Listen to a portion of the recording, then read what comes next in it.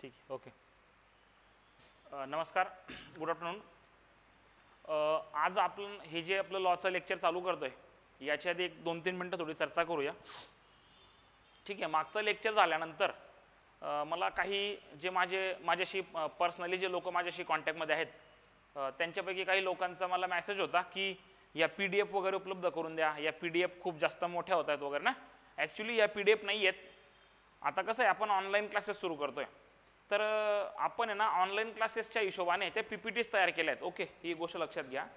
आणि PPTs ज्या आहेत ना, त्या PPTs ह्याच स्वरूपात असतात आणि त्या PPTs आम्ही त्या ग्रुपवर शेअर करत होतो. ओके, तर मी आल्या सरांना तशी विनंती केलेली आहे की ते PPTs न शेअर करता PDF जर आपल्याला शेअर केली तर ती 2-3 पेजमध्ये सगळ्या कव्हर होऊन जातील त्या गोष्टी.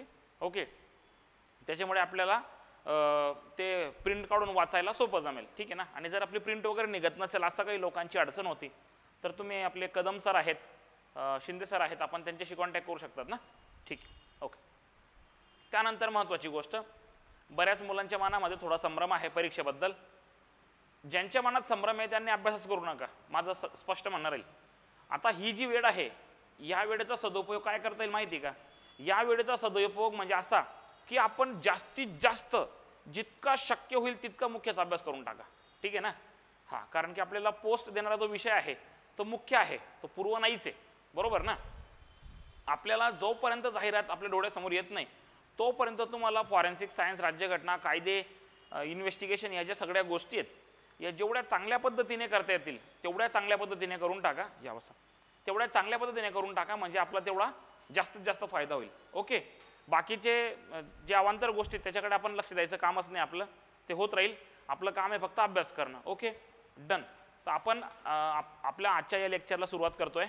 आजचे जे लेक्चर आहे ते लेक्चर होईल या कायद्यावर. त्या कायद्याचं नाव आहे नागरी हक्क संरक्षण अधिनियम 1955. ठीक आहे, सगळ्यांना हा कायदा माहीतच आहे. आपण याला नागरी हक्क संरक्षण अधिनियम 1955 म्हणतो. याला आपण दुसऱ्या भाषेत दिवाणी हक्क संरक्षण अधिनियम 1955 देखील म्हणू शकतो. याला नागरी हक्क म्हणजेच दिवाणी हक्क पण म्हणतात. याला आयोगाने आतापर्यंत ज्या काही बाबी विचारलेल्या आहेत त्या बाबींमधून आपल्याला अशी एक गोष्ट लक्षात येते की आयोग याला सिव्हिल संरक्षण अधिकार किंवा सिव्हिल संरक्षण अधिकार अधिनियम असं सुद्धा म्हणतं. सिव्हिल संरक्षण अधिकार अधिनियम असं सुद्धा आयोगाने विचारलेलं आहे. ठीक आहे, म्हणून आपण आधीपासूनच एक गोष्ट आपल्या स्वतःमध्ये रुजून ठेवतोय की आयोग ज्या ज्या पद्धतीने या कायद्यांना विचारत असते, पुकारत असते, आपण त्या सगळ्या गोष्टी आपल्याला ज्ञात असणं गरजेचं आहे, जेणेकरून कोणताही प्रश्न आपल्या डोळ्यासमोर आल्यानंतर आपल्याला हा प्रश्न सिलेबसचा बाहेरचा आहे की काय, किंवा हा अधिनियम तर कायद्यात नाही, असा प्रश्नचिन्ह आपल्या मनात निर्माण होऊ नये. ओके, त्यानंतर याला इंग्रजीमध्ये म्हणणार आपण civil the protection of civil rights 1995. Okay, in untouchability. Okay, याच्यामध्ये सगळ्यात महत्त्वाचा शब्द काय आहे? अनटचेबिलिटी, ज्याला आपण काय म्हणायचं? अस्पृश्यता. ओके, हां. तर मित्रांनो, आपण आपल्या मुख्य कायद्याला सुरुवात करायच्या आधी किंवा या विषयात हात घालायच्या आधी सगळ्यात महत्त्वाची एक जी गोष्ट आहे ती गोष्ट आपण जाणून घेऊया की अस्पृश्यता कशाला म्हणावी. ठीक आहे ना. आपण इतक्या वर्षापासून म्हणजे भारत स्वतंत्र झाल्यापासून जेव्हापासून आपल्याला स्वातंत्र्याचा अधिकार आहे, आपल्याला आपलं विचार व्यक्त करायचा अधिकार आहे, सगळ्या गोष्टींचा स्वातंत्र्य ज्यापासून आपल्याला प्राप्त झालं आहे, आपण तेव्हापासून जे आपल्या हिंदू संस्कृतीचा गवगवा करतो ना, त्या हिंदू संस्कृतीला लागलेली सर्वात मोठी कीड असं जरी म्हटलं तरी वावगं ठरणार नाही. काय म्हणतो की आपल्या हिंदू संस्कृतीला सगळ्यात मोठी लागलेली कीड म्हणजे अस्पृश्यता होती. आलं लक्षामध्ये? मनुष्य म्हणून जन्मालेल्या कोणत्याही व्यक्तीला तो त्या विशिष्ट जातीत किंवा धर्मात जन्मलेला आहे या कारणावरून, किंवा तो एखादा व्यक्ती त्याच्यामध्ये एखाद्या विशिष्ट प्रकारचं स्किल नाही म्हणून तो एखादं विशिष्ट काम करतोय म्हणून त्याला अस्पृश्य नेमणं, त्याला अस्पृश्य म्हणून हीन वागणूक देणं ही अत्यंत वाईट बाब आहे. आणि ती वाईट बाब आपल्या समाजातील इतर जो एक व्यक्तिवर्ग आहे त्याच्यात रुजलेली आहे. ठीक आहे, या सर्व गोष्टींचा विचार करूनच 1976 मध्ये, ठीक आहे, आपण बघूया या कायद्याचा जो काही इतिहास आहे तो. ठीक आहे, बघा, हा जो कायदा आहे हा कायदा सुरुवातीला काय होता? अस्पृश्यता गुन्हे अधिनियम. ओके, 1955 मध्ये जो हा कायदा तयार झाला, जेव्हा लक्षात दुसऱ्याला स्पर्श न करणे. हा, अस्पृश्य ठीक आहे, तुम्ही तो मिनिंग सांगताय, पण अस्पृश्य म्हणजे याचे बरेच, आपण जेवढा याच्याबद्दल बोलायचं ठरवलं तेवढं कमी पडेल. एक स्पेसिफिक समाज होता जुन्या काळात, तर अशी वागणूक होती त्या त्या त्या समाजात, त्या धर्मात जन्मलेल्या व्यक्तींना अक्षरशः खरकट झाडू, मडके या सगळ्या गोष्टी त्यांच्या पाठीमागे त्यांना टांगून गलीत फिरावं लागायचं, जेणेकरून जेव्हा केव्हा ती व्यक्ती त्या विशिष्ट गलीतून जाईल तर त्याचा आवाज येईल, आणि तो आवाज आल्यामुळे एखादी अस्पृश्य व्यक्ती आपल्या गल्लीत येते आणि ती अस्पृश्य व्यक्ती आपल्या डोळ्यांना दिसू नये. जर ती व्यक्ती आपल्या डोळ्यांना दिसली तर आपला दिवस खराब जाईल, अशी धारणा धरणाऱ्या व्यक्तींनी त्या विशिष्ट धर्माच्या व्यक्तींना इतकी हीन वागणूक देण्याचं काम केलं होतं. ठीक आहे, अस्पृश्य म्हणजे फक्त स्पर्श करणेच नव्हे, अस्पृश्य म्हणजे सगळ्याच प्रकारच्या गोष्टी आल्यात. ओके, ठीक. या कायद्याचं नाव आधी सुरुवातीला काय होतं हे बघा, कायद्याचं नाव लक्षात घ्या, अस्पृश्यता गुन्हे अधिनियम 1955. ओके, हा कायदा जेव्हा अस्तित्वात आला तेव्हा त्या कायद्याचं नाव होतं अस्पृश्यता गुन्हे अधिनियम 1955. ठीक आहे, आपण इतक्या जोरजोरात जे अस्पृश्यता म्हणतोय ना, आज जर तुम्ही विचार केला 2021 मध्ये, अस्पृश्य हा शब्द देखील उच्चारणं कायद्यानं गुन्हा झालेला आहे. ओके, अस्पृश्य म्हणायचं नाही. या गोष्टीमुळेच त्या कायद्याचं रूपांतर झालं 1976 मध्ये. कशात? 1976 मध्ये त्याचं रूपांतर झालं नागरी हक्क संरक्षण अधिनियम 1955. ओके, 1955ला हा कायदा जेव्हा अस्तित्वात आला तेव्हा या कायद्याचं नाव होतं अस्पृश्यता गुन्हे अधिनियम 1955. परंतु जसा जसा काळ बदलत गेला, जशी जशी भारतीय राज्यघटनेने काही अधिकार, काही व्यक्ती स्वातंत्र्य माणसाला प्रदान केलेत, त्यांचा विचार करून नवनवीन कायदे या देशात निर्माण करायचं काम झालं आणि त्यातलाच हा एक कायदा आहे.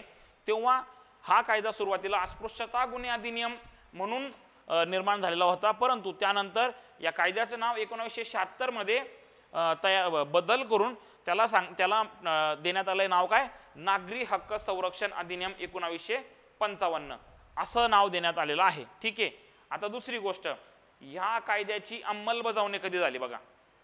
अंमलबजावणीची तारीख आहे 1 जून, म्हणजे 1/6/1955 ही तारीख लक्षात ठेवायची.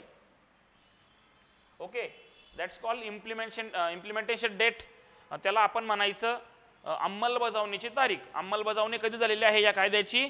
1/6/1955 रोजी. आपण सरसकट माहिती जर बघितली तर या 2-3 गोष्ट महत्त्वाचे लक्षात ठेवण्यासारखे आहेत. आयोगाचं काहीही खरं नसतं. आयोग कोणत्याही वेळी काहीही प्रकारचे प्रश्न विचारू शकतं. आणि मी आपल्याला आपण सुरुवातीपासूनच सगळे लेक्चर जर बघत असाल तर आपल्याला माझ्या आधीचे शब्द आठवा.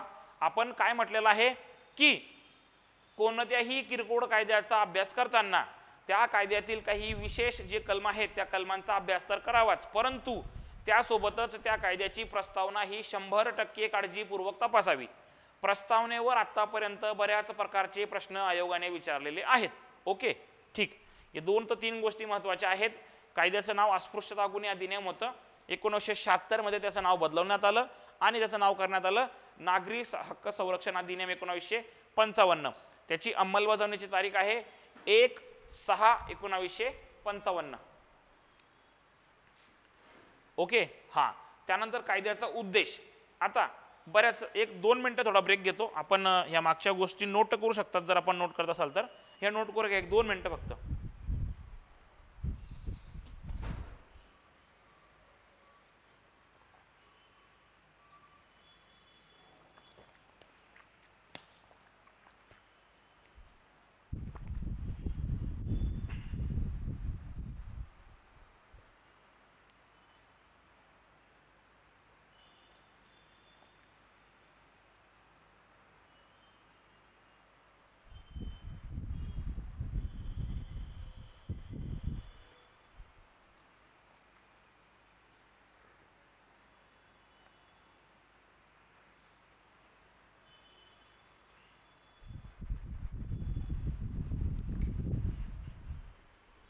हा, ओके.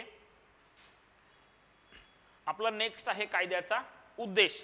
मी आपल्याला प्रत्येकदा सांगत असतो की जेव्हा केव्हा आपण कोणत्याही किरकोळ कायद्याचा अभ्यास करणार त्यावेळी आपण स्वतःला हा प्रश्न विचारायचा आहे की या कायद्याची शासनाला निर्माण करण्याची गरज का भासली असावी? ओके ना? हा, का?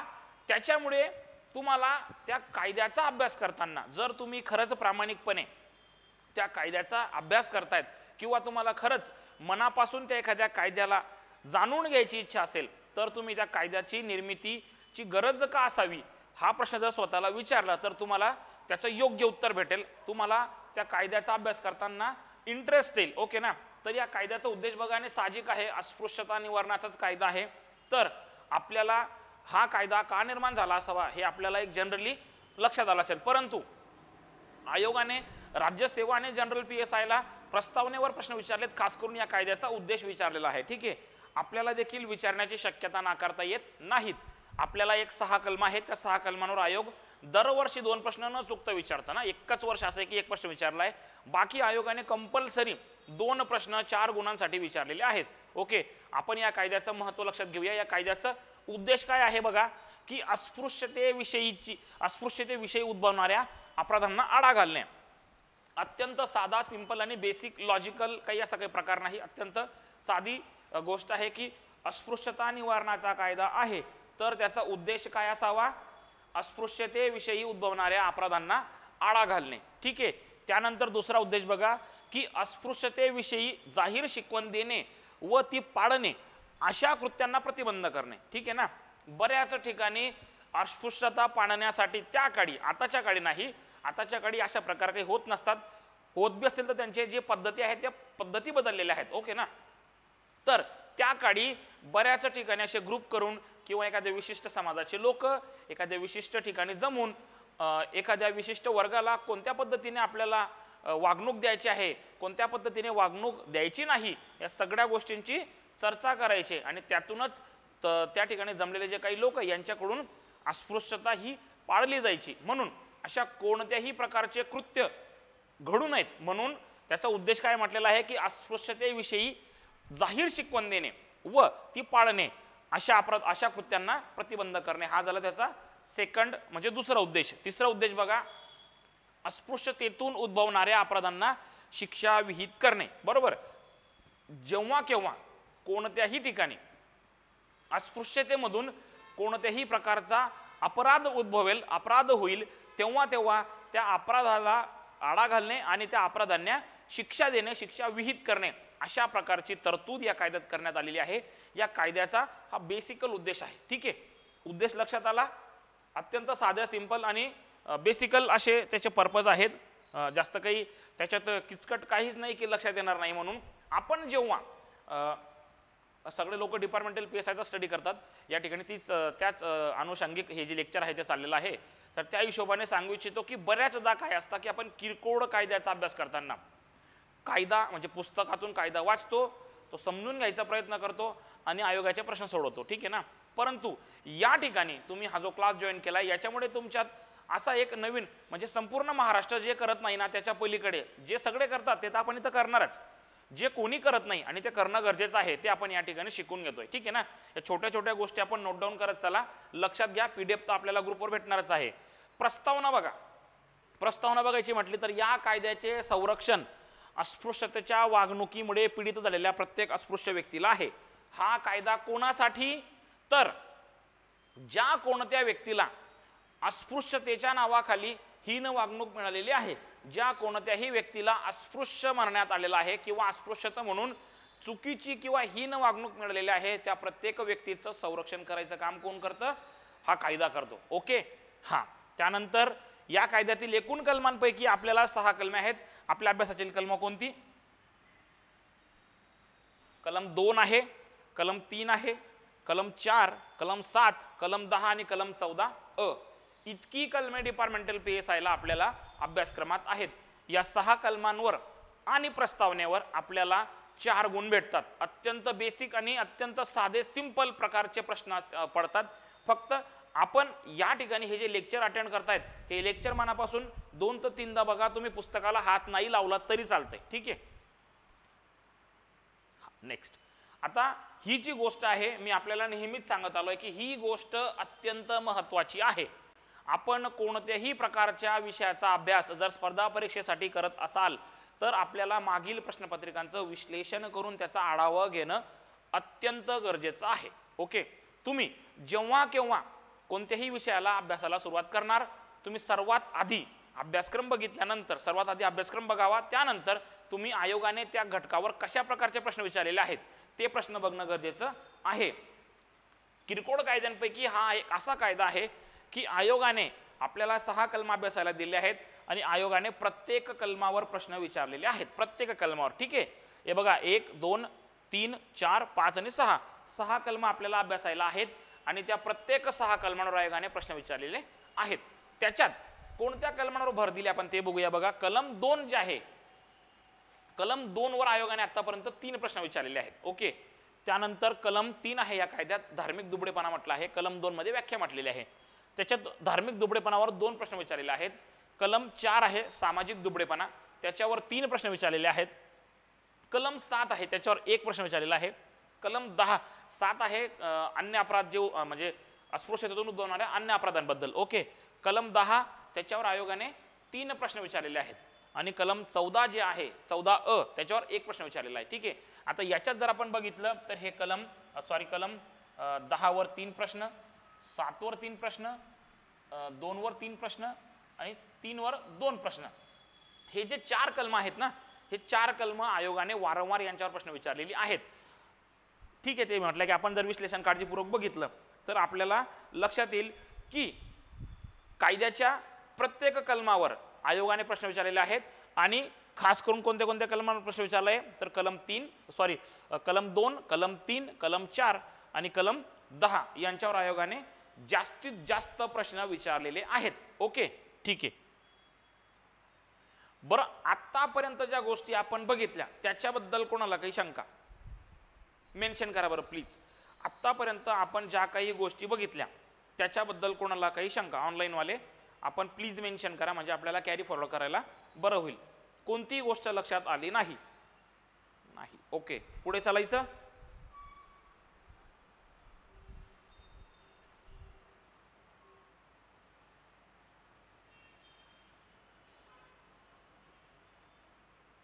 ओके, चला नेक्स्ट.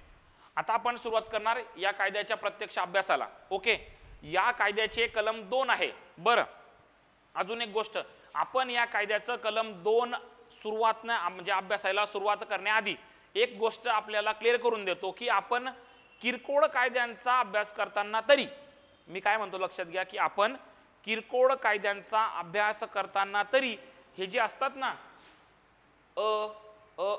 ब क ड ॲक्च्युली काय आहे माहिती का, प्रत्येक लेखकाची एक विशिष्ट पद्धत असते तो प्रश्न विचारायची. ठीक आहे, काही लोक सर मग याला म्हणायचं का की याला क म्हणायचं. काही पुस्तकांमध्ये क ख ग ग अशी सिरियल दिलेली आहे, काही पुस्तकांमध्ये सर लिहून घेत आहे थोडा हळू जाऊ द्या. ओके,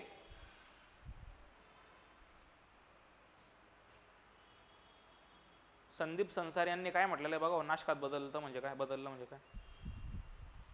संदीप संसारे काय म्हणणं आहे तुमचं ते मला अजून एकदा क्लिअर करून, मला काही समजलं नाही त्यांचं काय म्हणणं आहे. ऑनलाईनवाले तुमची जी काही अडचण असेल ना ती व्यवस्थित मेन्शन करत चाला, म्हणजे तुम्हाला रिप्लाय करायला बरं होतं. ठीक आहे, हां सर लिहून घेत आहे थोडं हळू जाऊ द्या. ओके, ठीक आहे, आपण अजून हळूहळू घेऊया. काही आपल्याला काहीच नाही, 2 तासामध्ये कंप्लीट करायचं आहे. आपल्याकडे अजून 1.25 तास आहेत. ठीक आहे, आपण आत्तापर्यंत फक्त 20 मिनिटं शिकलेलो आहोत आणि आपल्याला बऱ्याच गोष्टी अजून शिकायच्या आहेत. ठीक आहे, ओके, हळू चाललाय. नावात बदल का नाही, नावात नाही म्हणते मी, नावात नाही. हे जे नाव आहेत ना, म्हणजे जे टायटल आहेत टायटल तसेच असतील. हा जो प्रकार म्हणतोय मी यांना ना काही लेखक क म्हणतात, ख म्हणतात, ग म्हणतात, त्या गोष्टी मॅटर करत नाही, त्याच्यावर तुम्ही लक्ष देऊ नका. ठीक आहे, परंतु आपण मग नेमकं आपण कोणती सिरियल लक्षात ठेवायची, तर आपण ही जी सिरियल दिली का मी, ही सिरियल लक्षात ठेवायची. का, कारण की आयोगाने ही जी सिरियल आहे ना या सिरियलवर प्रश्न विचारलेला आहे. ठीक आहे, आपल्याला या कायद्याचं कलम 2 ड ब म्हणजे अनुसूचित जाती याची व्याख्या आयोगाने विचारलेली आहे, म्हणजेच आयोग ही सिरियल मान्य करते. ओके ओके, हां ठीक. नागरी हक्क याचा अर्थ दिलेला आहे. नागरी हक्क याचा अर्थ काय की भारतीय संविधानाच्या अनुच्छेद 17 नुसार अस्पृश्यता नष्ट केल्यामुळे एखाद्या व्यक्तीला मिळणारा कोणताही हक्क असा आहे. बरं, आपल्याला सर्वांना पुन्हा एकदा विनंती आहे की जेव्हा आपण अनुसूचित जाती जमाती अत्याचार प्रतिबंध अधिनियम 1989 अभ्यासतो, किंवा नागरी हक्क ज्याला दिवाणी हक्क म्हणा किंवा सिव्हिल संरक्षण अधिकार अधिनियम म्हणा, हा जो कायदा, हे दोघी कायदे जेव्हा तुम्ही अभ्यासणार तेव्हा तुम्ही भारतीय राज्यघटनेचं कलम 17 जे आहे, कलम म्हणा त्याला, आर्टिकल म्हणा त्याला, अनुच्छेद म्हणा, अनुच्छेद 17 जो आहे अस्पृश्यता पाळण्यास बंदी, ओके, या कलमाचा अस्पृश्यऐवजी नागरी असा बदल का केला?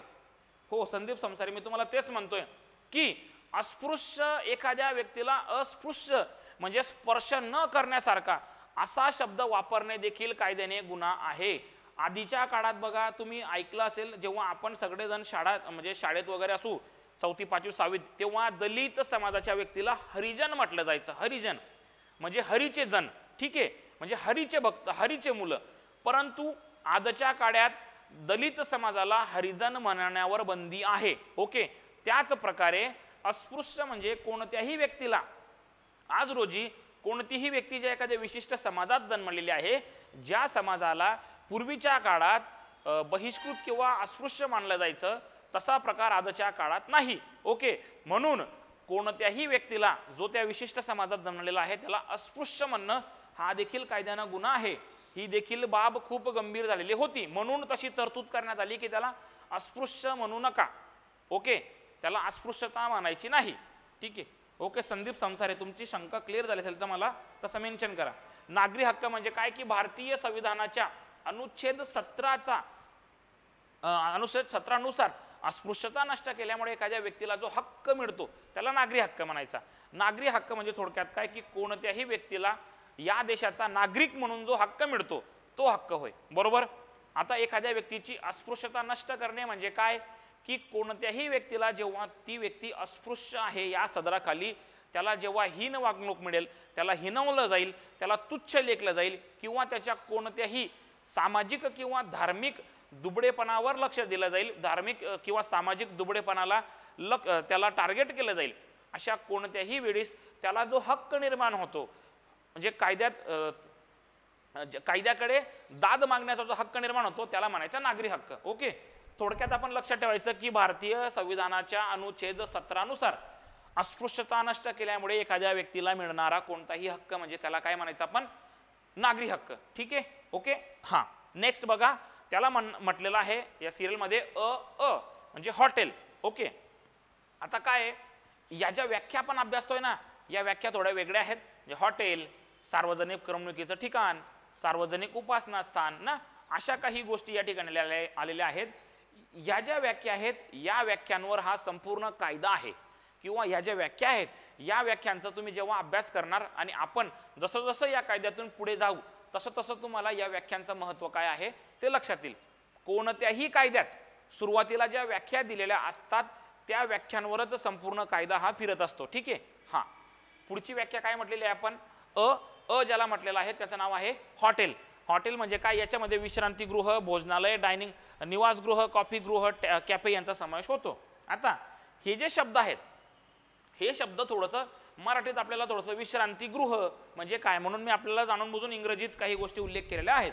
आपलं इंग्रजी बऱ्यापैकी चांगलं आहे डिपार्टमेंटच्या लोकांचं, म्हणजे आपल्याला इंग्रजी वाचताना किंवा लक्षात घेताना अडचण येते बऱ्याचदा ग्रॅमॅटिकल, परंतु अशा ज्या काही गोष्टी आहेत त्या इंग्रजीतून आपण सहज लक्षात ठेवतो, ओके. यामध्ये काय म्हटलं आपण, विश्रांतीगृह म्हणजे रेस्ट हाऊस, त्यानंतर भोजनालय म्हणजे डायनिंग हॉल ज्या ठिकाणी आपण जेवण करू शकतो, त्यानंतर म्हटलेलं आहे आपण निवासगृह म्हणजे लॉज ज्या ठिकाणी आपण रेस्ट करतो, झोपतो, ओके. त्यानंतर म्हटलेलं आहे कॉफीगृह म्हणजे टी स्टॉल ज्या ठिकाणी आपण चहा पाण्याचा उपक्रम राबवतो, आणि त्यानंतर कॅफे, ओके. कॅफे सगळ्यांना माहीतच आहे. या सगळ्या गोष्टींचा समावेश हॉटेल या व्याख्येमध्ये होतो, ओके. हॉटेल या व्याख्येत या सगळ्या गोष्टींचा समावेश होतो. चालायचं पुढे, कॅरी, ओके. हां, पुढची व्याख्या आहे स्थान, ठीक आहे. आता स्थान म्हणजे काय, ही जी व्याख्या आहे आपण स्थान ही जी व्याख्या आहे ही IPC मध्ये देखील अभ्यासणार आहोत, CRPC मध्ये देखील अभ्यासणार आहोत, आणि या आपल्या डिपार्टमेंटल PSIचा जो सिलेबस आहे त्या सिलेबसच्या बऱ्याच गोष्टींमध्ये म्हणजे बऱ्याच कायद्यांमध्ये आपण स्थान ही व्याख्या बघणार आहोत. स्थान या व्याख्येमध्ये कशाचा समावेश होतो, आयोगाने याच्या आधी यावर प्रश्न देखील विचारलेला आहे. स्थान म्हणजे काय हो, बघा, स्थान म्हणजे घर, इमारत, तंबू, वाहन, जलयान आणि अन्य कोणतेही बांधकाम किंवा वस्तू यांचा समावेश होतो. ठीक आहे. स्थान कशाला म्हणावं? सर दिसत नाही. ओके, आता दिसतंय? कशामुळे दिसत नाही त्यांना? दिसतंय. हा, स्थान म्हणजे काय? घर, इमारत, तंबू, वाहन, जलयान, कोणतेही बांधकाम व वास्तू. वस्तू नाही, वास्तू जी बांधलेली असते का, वास्तू. हा, या सर्व गोष्टींचा समावेश स्थान या व्याख्येमध्ये केला जातो. ओके, व्याख्या आहे 2 नुसार. आता 2 नुसार सार्वजनिक करमणुकीचे स्थान ही व्याख्या आपल्याला बघायची आहे. ठीक आहे. सार्वजनिक करमणुकीचे स्थान यामध्ये हे बघा काय म्हटलेलं आहे की हे काय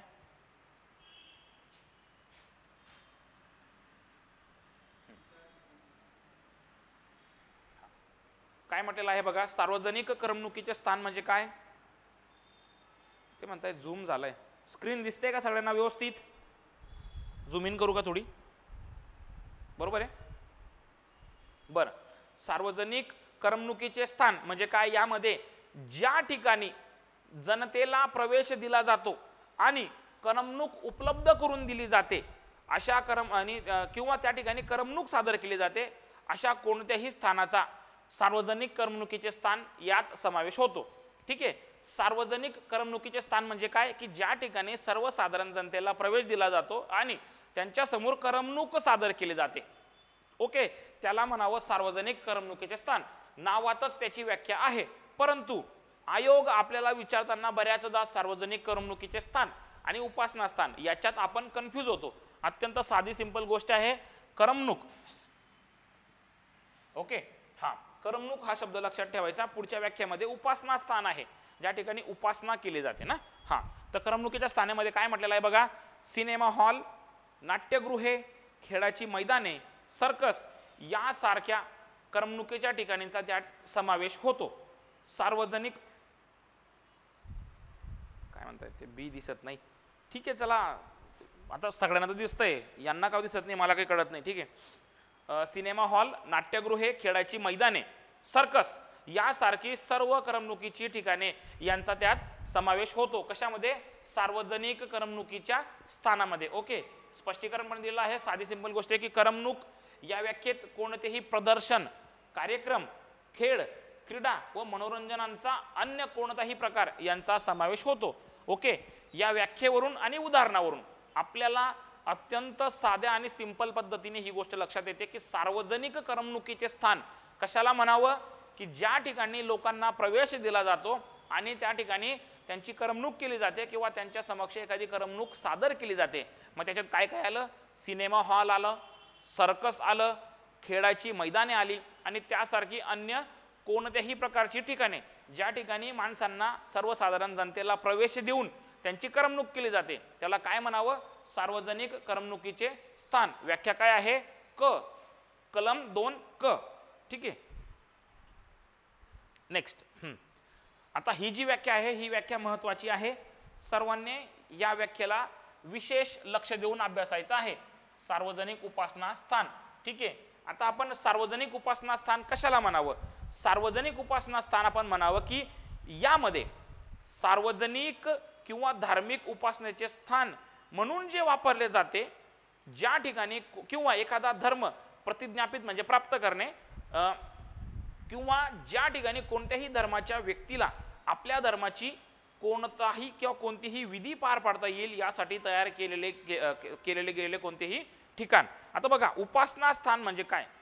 जो कोणताही व्यक्ती ज्या कोणत्याही धर्माशी रिलेटेड आहे, म्हणजे जो व्यक्ती ज्या धर्मात जन्मलेला आहे तो धर्म किंवा ती व्यक्ती ज्या धर्माची आहे त्या व्यक्तीला त्याची उपासना करता यावी किंवा त्याच्या धार्मिक कार्यक्रम, धार्मिक उपक्रम कोणत्याही पद्धतीने त्या ठिकाणी पार पाडता यावं यासाठी ज्या कोणत्याही ठिकाणांची निर्मिती केली आहे त्याला म्हणावं धार्मिक उपासना स्थान. म्हणजेच मनुष्य ज्या ठिकाणी पूजा अर्चा करतो, आपल्या थोडक्यात साध्या भाषेत म्हणायचं तर आपलं हिंदू धर्मासाठी मंदिर आहे, मुस्लिम धर्मासाठी मस्जिद आहे, ख्रिश्चन धर्मासाठी चर्च आहे. ठीक आहे. अशा सगळ्या प्रकारच्या गोष्टी म्हणजे त्या त्या धर्मासाठी ज्या तयार केल्या आहेत त्यांना काय म्हणावं? त्या धर्माचं उपासना स्थान. ओके, सार्वजनिक उपासना स्थान ज्या ठिकाणी सर्व लोकांना प्रवेश आहे, सर्व लोकांना प्रवेश असलेलं त्याला सार्वजनिक उपासना स्थान म्हणावं. ओके, उदाहरण काय आहे बघा, मंदिर, मस्जिद, चर्च किंवा इतर कोणतीही प्रार्थना स्थळे. अशा बऱ्याच प्रकारची प्रार्थना स्थळे असतात ज्या ठिकाणी सर्वांचा समावेश असतो, सर्व लोकांसाठी ते खुले असते.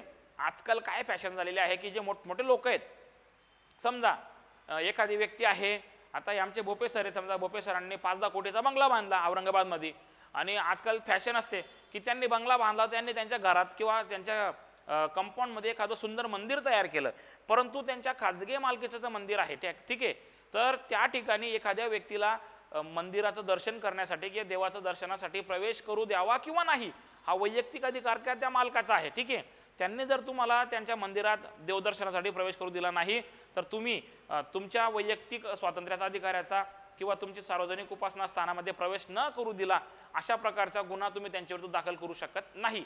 म्हणून त्याला काय म्हटलेलं आहे आपण, सार्वजनिक उपासना स्थान. सार्वजनिक हा शब्द महत्वाचा आहे. ओके, सार्वजनिक. ठीक आहे ना. हां, नेक्स्ट. आता या ठिकाणी बघा काय आहे की यामध्ये कोणत्याही स्थानाशी अंगभूत असलेल्या अशा सर्व जमिनी किंवा दुय्यम पवित्र स्थानांचा समावेश होतो. म्हणजे काय, सार्वजनिक उपासना स्थान या गोष्टीमध्ये काही विशेष गोष्टींचा समावेश होतो. त्याच्यात सगळ्यात पहिली गोष्ट काय, उपासना स्थान म्हणजे फक्त मंदिर, मस्जिद किंवा गिरजाघर किंवा चर्च नव्हे. बऱ्याच ठिकाणी समजा आपल्या हिंदू धर्मात आपण एखादा जावडाचा कार्यक्रम आहे, एखाद्या गोंधळाचा कार्यक्रम आहे, आपण आपल्या हिंदू धर्मविवाह पद्धतीने समजा आपला लग्नाचा जर कार्यक्रम असेल तर आपण त्या नवरदेवाला एखादा पार म्हणून कोणतं एखादं ठिकाण असेल, एखाद्या ठिकाणी प्रत्येक ठिकाणी देवाचंच मंदिर असेल असं काय नाही. अशी कोणतीही वस्तू आपण धार्मिक पद्धतीने म्हणजे हिंदू धर्मात धार्मिक रूढी परंपरा इतक्या रुढलेल्या आहेत की आपलं जे रिलिजियस व्ह्यू आहे तो खूप ब्रॉड आहे. आपण खूप धार्मिक पद्धतीने वागत असतो हिंदू लोक. ओके, म्हणून त्या हिशोबाने आपण काय म्हणता येईल, या पहिल्या ओळीचा अर्थ लक्षात घ्या की फक्त मंदिर, मस्जिद किंवा चर्च वगैरे असा काही प्रकार नाही, तर त्याच्याशी रिलेटेड इतर ज्या कोणत्याही गोष्टी असतील त्या सर्व गोष्टींचा समावेश सार्वजनिक उपासना स्थान या व्याख्येत होतो. ठीक आहे, म्हणजे असंच नाही सार्वजनिक उपासना स्थान म्हणजे फक्त मंदिर, मस्जिदच नाही, ते तर होतच, परंतु असं प्रत्येक ठिकाण की ज्या ठिकाणी त्या धर्माची व्यक्ती त्यांच्या कोणत्याही प्रकारचे पूजा अर्चा किंवा धार्मिक विधी पार पाडतात. ओके, ठीक. सेकंड, खाजगी मालकीच्या उपासना स्थानाचा जर मालकाने वापर करण्यास परवानगी दिली असेल तर ती जागा किंवा ठिकाण. बरं बघा, मी आताच आपल्याला ती गोष्ट क्लिअर करून दिली की एखाद्या व्यक्तीने त्याच्या वैयक्तिक मालमत्तेत जर एखादं मंदिर बांधलेलं असेल आणि त्याने जर का ते मंदिर सर्वांसाठी खुलं केलं असेल तर त्याला देखील सार्वजनिक उपासना स्थान म्हणावं, परंतु त्या व्यक्तीने सर्वांसाठी ते मंदिर खुलं केलेलं असणं गरजेचं आहे. ठीक आहे.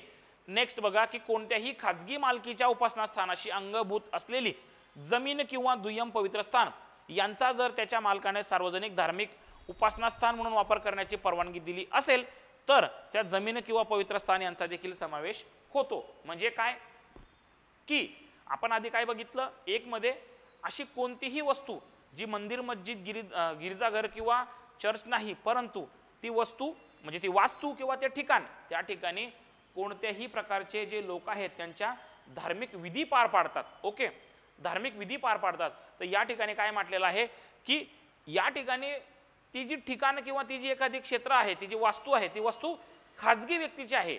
आधी काय होतं, आपण काय म्हटलं की एखाद्या व्यक्तीने मंदिर बांधलेलं आहे आणि त्याने ते सर्वांसाठी खुलं केलं, त्याला सार्वजनिक उपासना स्थान म्हणावं. परंतु एखादी वास्तू आहे, समजा एखादं शेत आहे एखाद्या मोठ्या व्यक्तीचं आणि त्या शेतीमध्ये लोक एखादा जावडाचा कार्यक्रम असेल, मुंजाचा कार्यक्रम असेल, असा कोणताही कार्यक्रम घेत असतील आणि त्या व्यक्तीने जर त्या गोष्टीसाठी ते ठिकाण किंवा ते क्षेत्र सर्वांसाठी खुलं केलं असेल तर त्या देखील ठिकाणाचा या ठिकाणी समावेश होतो सार्वजनिक उपासना स्थानामध्ये. ठीक आहे. हां, या गोष्टी एक टाइम वाचा आणि विसरून जा, खूप काही असं डीपली लक्षात ठेवू नका. पुढची व्याख्या आहे विहित. विहित म्हणजे या कायद्यात ज्या काही गोष्टींचा किंवा घटकांचा समावेश होतो ते सगळे या कायद्यात विहित आहेत. आणि पुढची एक व्याख्या जी महत्त्वाची आहे, मी तर म्हणतो की सगळ्या महाराष्ट्राने ही गोष्ट ॲक्युरसी याच्यात ठेवणं गरजेचं आहे, कंप्लीट पाठ असली पाहिजे. अनुसूचित जाती म्हणजे काय की भारतीय राज्यघटनेच्या, भारतीय संविधानाच्या अनुच्छेद 366च्या उपखंड 24 मध्ये नेमून दिलेला जो अर्थ आहे तो अर्थ म्हणजे अनुसूचित जातीची व्यक्ती होय. ओके, अनुसूचित जाती म्हणजे काय की भारतीय संविधानाच्या अनुच्छेद 366च्या खंड 24 मध्ये जो अर्थ नेमून दिलेला आहे त्या अर्थाप्रमाणे अनुसूचित जाती म्हणावं. ठीक आहे, हा प्रश्न आयोगाने दोनदा विचारलाय आपल्याला आत्तापर्यंत अलग अलग कायद्यांमध्ये. ठीक आहे, आता सॉरी पुढची व्याख्या आहे असून बघा की दुकान. आता दुकान कशाला म्हणावं? ठीक आहे, साधी सिंपल गोष्ट आहे की याचा अर्थ घाऊक किंवा किरकोळ. दुकानाची काय व्याख्या दिली या ठिकाणी? आता तुम्हाला असं काही विचारणार नाही घाऊक आणि किरकोळ काय. घाऊक आणि किरकोळ, घाऊक म्हणजे काय ज्याला आपण होलसेल म्हणतो, किरकोळ म्हणजे काय जे एक एक दोन दोन वस्तू सेल करतात. तर दुकान या व्याख्येत एक तर स्पेशली घाऊक, एक तर स्पेशली किरकोळ किंवा दोन्ही. SC ओके, किंवा दोन्ही अशा दोन्ही प्रकारच्या वस्तू ज्या ठिकाणी किंवा माल ज्या ठिकाणी विकला जातो त्याला म्हणावं दुकान. ठीक आहे, त्याच्यानंतर यामध्ये पुढील जागाचा समावेश होता बघा, तेही आपल्यासाठी मेन्शन केलं आहे की कसला?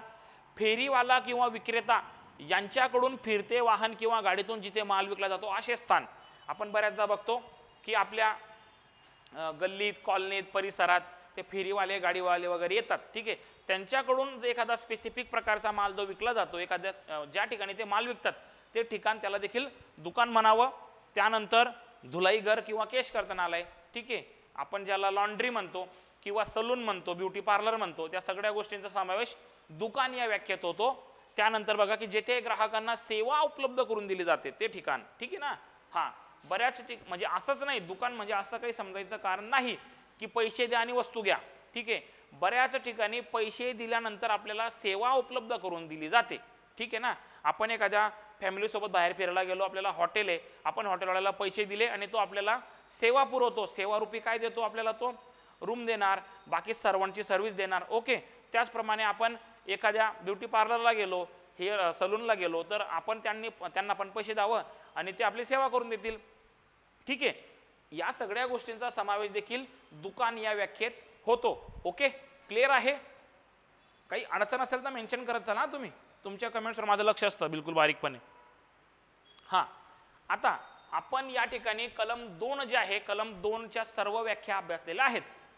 आत्तापर्यंत आपण ज्या व्याख्या अभ्यासल्या त्याच्यात कोणालाही काही शंका असेल व्याख्यांच्या बाबतीत तर प्लीज मला 1 मिनिटात 30 सेकंदात मेन्शन करा. मी तेवढं पाणी पितो एक घोट, मला पटकन मेन्शन करा की आतापर्यंत आपण ज्या व्याख्या अभ्यासल्या त्या व्याख्यांमध्ये कोणाला काही शंका आहे का, पुढे चालायचं का?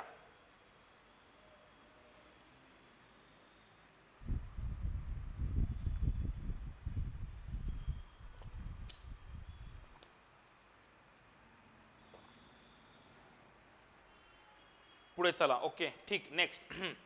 आता आपण जे पुढचे 2 कलम अभ्यासणार आहोत, कलम 3 आणि कलम 4. कलम 3 आणि कलम 4 जे आहे हे दोघं कलम या कायद्याचे आत्मा आहेत. ओके, कंपल्सरी या दोघांपैकी कोणत्याही एका कलमावर प्रश्न असतो. या दोघं कलमांची शिक्षा सारखीच आहे. ओके, शिक्षेत खूप काही फारसा बदल नाही. आपण या धार्मिक निसमर्थता कशाला म्हणावं आणि सामाजिक निसमर्थता कशाला म्हणावं ते आपण अभ्यासूया. कलम बघूया की कलम 3 आहे धार्मिक निसमर्थता लादण्याबद्दल शिक्षा. धार्मिक निसमर्थता ज्याला काय म्हणायचं आपण? Religious disability. Okay, religious disability, धार्मिक दुबळेपणा. धार्मिक निसमर्थता म्हणजेच कोणत्याही व्यक्तीला तो अस्पृश्य आहे या कारणावरून त्याला धार्मिक लाभापासून वंचित ठेवणे. ओके, धार्मिक निसमर्थता कशाला म्हणावी त्याची व्याख्या अशी तयार करण्यात येईल किंवा अशी करता येईल किंवा की कोणत्याही व्यक्तीला, धार्मिक निसमर्थता म्हणजे काय की कोणत्याही व्यक्तीला ती व्यक्ती अस्पृश्य आहे या कारणामुळे त्याला त्याच्या धार्मिक लाभांपासून वंचित ठेवणे म्हणजे धार्मिक निसमर्थता होय. That's called religious disability. Okay, आता त्याच्यात मग नेमकं आपण उदाहरण जर बघितलं तर आपल्याला लगेच क्लिअर होईल की धार्मिक दुबळेपणा किंवा धार्मिक निसमर्थता कशाला म्हणावं. फर्स्ट आहे बघा, उपासना स्थानात प्रवेश न करू देणे. आता उपासना स्थान म्हणजे सर्व गोष्टी. आपण सार्वजनिक उपासना स्थानाची व्याख्या बघितली. जेव्हा केव्हा आता आपण या कायद्याचा अभ्यास करू तेव्हा तेव्हा उपासना स्थान या शब्दाखाली मंदिर, मस्जिद, गिरजाघर, चर्च जे काही असेल ते आणि असं प्रत्येक ठिकाण जे सार्वजनिक आहे आणि त्या ठिकाणी ती व्यक्ती त्याच्या धार्मिक रीती परंपरांप्रमाणे कोणत्याही प्रकारचे पूजा अर्चा किंवा कोणत्याही प्रकारचे विधी पार पाडते असं प्रत्येक ठिकाण, त्याला आपण काय म्हणावं आता, उपासना स्थान. ठीक आहे, उपासना स्थान म्हणजे आपण फक्त मंदिर मस्जिद वगैरे समजायचं नाही, तर त्याशी रिलेटेड सगळ्या गोष्टी समजायच्या ज्या सार्वजनिक आहेत. पहिलं काय, उपासना स्थानात प्रवेश न करू देणे, हे आहे धार्मिक निसमर्थता. ओके, नंतर सेकंड आहे उपासना स्थानाचा लाभ न घेऊ देणे, हे आहे धार्मिक निसमर्थता. त्यानंतर सार्वजनिक पिण्याचा तलाव, झरा, नदी इत्यादींचा वापर न करू देणे, या सगळ्या गोष्टी काय आहेत, या सगळ्या गोष्टी आहेत धार्मिक निसमर्थता. ओके, यांना काय म्हणावं आपण, धार्मिक निसमर्थता लादणं. मग याच्यात हे जे कृत्य जो कोणी करेल त्याला शिक्षा सांगितलेली आहे, की जो कोणी धार्मिक निसमर्थता लादेल त्याला कमीत कमी काय शिक्षा सांगितलेली आहे, कमीत कमी 1 महिना कारावास, जास्तीत जास्ती 6 महिने कारावास, कमीत कमी 100 रुपये दंड आणि जास्तीत जास्त 500 रुपये दंड. ओके, दोन्ही शिक्षा होतील किंवा नाही. कमीत कमी 1 ते 6 महिने कारावास आणि कमीत कमी 100 ते 500 रुपये दंड. आता अजून एक गोष्ट लक्षात घ्या, की त्या व्यक्तीने कोणत्या परिस्थितीत, ज्या कोणत्याही व्यक्तीने अपराध केलेला आहे, कुठला अपराध, धार्मिक निसमर्थता लादायचा अपराध, ज्या कोणत्याही व्यक्तीने धार्मिक निसमर्थता लादण्याचा अपराध केलेला आहे, त्या व्यक्तीने तो अपराध कोणत्या परिस्थितीत केला, किती तीव्रतेने केला, उद्देश किती वाईट होता, या सगळ्या गोष्टींचा विचार करून न्यायालय त्या व्यक्तीला 1 ते 6 महिने यांच्या दरम्यानचा कोणताही कारावास आणि 100 तर 500 रुपये याच्यापैकी कोणताही एक दंड त्या व्यक्तीला आकारणार. ठीक आहे, लक्षात आलं. धार्मिक निसमर्थता कशाला म्हणावी त्याची व्याख्या बघितली आपण. धार्मिक निसमर्थता म्हणजे कोणत्याही व्यक्तीला तो अस्पृश्य आहे या कारणावरून त्याला धार्मिक लाभापासून वंचित ठेवणे. त्याच्यात आपण बघितलं की उपासना स्थानात प्रवेश न करू देणे, उपासना स्थानाचा लाभ न घेऊ देणे, सार्वजनिक पिण्याचा तलाव, नदी, झरा इत्यादींचा वापर न करू देणे आणि त्याला शिक्षा बघितलेली आहे 1 ते 6 महिने कारावास आणि 100 ते 500 रुपये दंड. ओके, ठीक. हा, आता पुढची गोष्ट आहे सामाजिक निसमर्थता. बरं, मी तुम्हाला पुन्हा विचारतो की धार्मिक निसमर्थता जी आहे, रिलिजियस डिसॅबिलिटी, त्याच्यात तुम्हाला काही शंका आहे का? आपण अत्यंत साध्या आणि सिंपल पद्धतीने त्या 3 गोष्टी त्यांच्या माध्यमातून आपण धार्मिक निसमर्थता कशाला म्हणावी आपण तो बघितलेला आहे तो प्रकार. त्या प्रकारात कोणाला काही शंका आहे का? शंका असेल तर मला विचारा. ठीक आहे, आपण बघूया या कायद्याचं कलम 4. या कायद्याच्या कलम 4 मध्ये काय म्हटलेलं आहे, सामाजिक निसमर्थता लादण्याबद्दल शिक्षा. ओके, सामाजिक निसमर्थता म्हणजे काय, सोशियल डिसॅबिलिटी. ओके, आधी आपण बघितलं रिलिजियस डिसॅबिलिटी, आता आपण बघणार आहोत सोशियल डिसॅबिलिटी. ओके, शिक्षा किती? शिक्षा सिंपल आहे. शिक्षा म्हटलेली आहे आपण कमीत कमी 1 महिना, जास्तीत जास्त 6 महिने इतका कारावास. लक्षात घ्या, आदिनाथ घोगरे. ओके, लक्षात घ्या की कमीत कमी 1 महिना, जास्तीत जास्त 6 महिने इतका कारावास आणि कमीत कमी 100 रुपये, जास्तीत जास्त 500 रुपये इतका दंड. Okay, very simple. आणि या कायद्यात जवळजवळ सर्वच कलमांना काय म्हणत नाही, हीच शिक्षा आहे. शिक्षेत कुठंच बदल नाही जास्ती. बघा, आता बघतोय आपण सामाजिक निसमर्थता. ओके, सामाजिक निसमर्थता म्हणजे काय, सामाजिक निसमर्थता कशाला म्हणणार, आता आधी आपण बघितलेला आहे धार्मिक, आता बघणार सामाजिक. तर कोणत्याही व्यक्तीला, ती व्यक्ती अस्पृश्य आहे या कारणावरून सामाजिक लाभांपासून वंचित ठेवणे, म्हणजे एक समाजाचा घटक असल्याने ती व्यक्ती ज्या काही गोष्टींचा लाभ घेणे तिचा तो हक्क आहे, त्या हक्कांपासून तिला वंचित ठेवणे. ओके, म्हणजे काय, त्या व्यक्तीवर सामाजिक निसमर्थता लादणे होय. पण कधी ती व्यक्ती अस्पृश्य आहे या कारणाने जर का कोणी तिच्यावर तशा प्रकारची निसमर्थता लादत असेल तर. ओके, हा, आपण आता सामाजिक निसमर्थता म्हणजे काय किंवा ते कशाला म्हणावं याच्यात बऱ्याच गोष्टी आहेत, एक 10-11 गोष्टी. आपण सगळ्या गोष्टी डिटेलमध्ये बघू. पहिली गोष्ट काय म्हटली बघा, की कोणत्याही दुकानात, सार्वजनिक उपहारगृहात, हॉटेलात किंवा सार्वजनिक करमणुकीच्या स्थानी प्रवेश करण्यावर बंदी घालणे. अत्यंत साधी गोष्ट आहे. असे बरेच प्रकार आधीच्या काळात चालायचे. ठीक आहे, आत्ता देखील तो प्रकार चालत होता, बंद झाला. ओके, काही ठिकाणी अजूनही घडत असतील. आपण ठीक आहे, आपण खूपच सिटी एरियात राहतो, परंतु ग्रामीण भाग आहेत किंवा जे खूपच रुरल एरिया आहेत त्या ठिकाणी या प्रकार सर्रासपणे घडतात.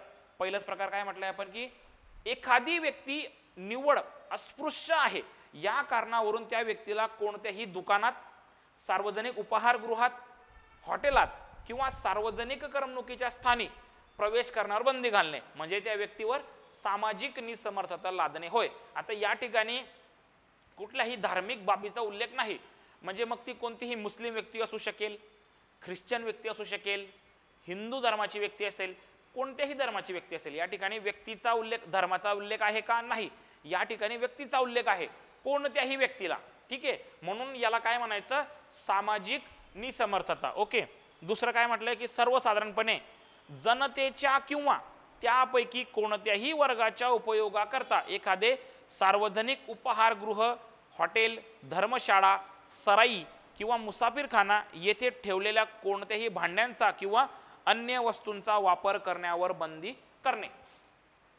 एखादी व्यक्ती अस्पृश्य आहे या कारणावरून त्या व्यक्तीला कोणत्याही सार्वजनिक ठिकाणी, बघा आपण खूप काही असं स्वित्झर्लंडमध्ये जन्म घेतलेला नाही, आपल्याला या सगळ्या गोष्टी माहीतच असतील की प्रत्येक गावात किंवा एखाद्या विशिष्ट ठिकाणी जेव्हा खूप मोठा कार्यक्रम घ्यायचा असतो तर आपल्याला स्वयंपाकासाठी लागणारे जे भांडे असतात ते भांडे कधी कधी बघा एखाद्या समाजाच्या वतीने आपण घेऊन ठेवलेले असतात. हां, एखादं मंगल कार्यालय असेल, एखादा समाजाचं ठिकाण असेल, त्या ठिकाणी ते भांडे असतात. परंतु किंवा आमच्याकडे तर गावागावात असतं की प्रत्येक गावाचे असे भांडे असतात. ठीक आहे ना. मग गावात कोणत्याही गरीबाचं, श्रीमंताचं, कोणाचंही लग्न असो, ते व्यक्ती ते भांडे घेऊन जाईल आणि त्या भांड्यातूनच सगळं त्यांचा कार्यक्रम पार पाडेल, जेणेकरून त्या व्यक्तीला खूप मोठा पैसा केटरिंग या क्षेत्रात मोजावा लागणार नाही. ठीक आहे. तर त्याशी रिलेटेड हे 2 नंबरचा प्रकार दिला आहे की अशा कोणत्याही व्यक्तीला, ती व्यक्ती निव्वळ अस्पृश्य आहे म्हणून कोणत्याही ठिकाणी म्हणजे सार्वजनिक हॉटेल, धर्मशाळा, सराई, मुसाफिरखाना एक्सेट्रा यांच्यात ठेवलेले जे भांडेकोंडे असतील ते वापरण्यावर बंदी घालणे की बाबा तू अस्पृश्य आहे, तू हे भांड्यांना हात लावू नको. ठीक आहे. अशा प्रकारचं कृत्य हे सामाजिक निसमर्थता लादण्याचं कृत्य असेल. ओके. नेक्स्ट, कोणताही पेशा आचरणे, व्यवसाय किंवा धंदा चालवणे, कोणत्याही कामावर नोकरीस राहणे अशा कृत्याला बंदी घालणे. ठीक आहे. एखादी व्यक्ती, आता बघा प्रत्येकाला स्वातंत्र्य आहे, ज्याला जे पटलं तो ते करू शकतो. अभिव्यक्ती स्वातंत्र्य भारतीय राज्यघटनेत आपल्याला दिलेली आहे.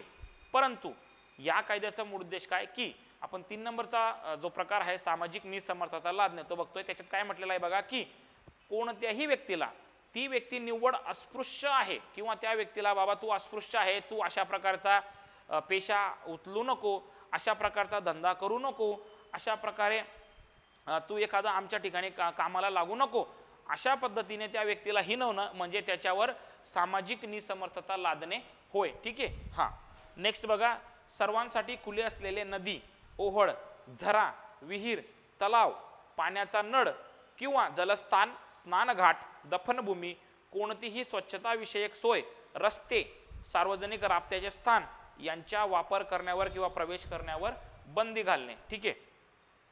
अत्यंत साध्या सिंपल गोष्टी आहेत, आपल्याला लगेच वाचून त्या कळतायत की एखादी व्यक्ती निव्वळ अस्पृश्य आहे या कारणावरून त्याला ज्या कोणत्याही सार्वजनिक राबत्याची ठिकाणे आहेत ना, म्हणजे पाण्याचा नळ, नदी, तलाव, झरा, एखादी दफनभूमी, स्मशानभूमी, स्नानघाट अशा ठिकाणी त्या व्यक्तीवर येण्यास प्रतिबंध करणे किंवा येण्यास बंदी घालणे म्हणजे सामाजिक निसमर्थता होय. ठीक आहे. हां, आपण कलम 4 बघतोय, सामाजिक निसमर्थता.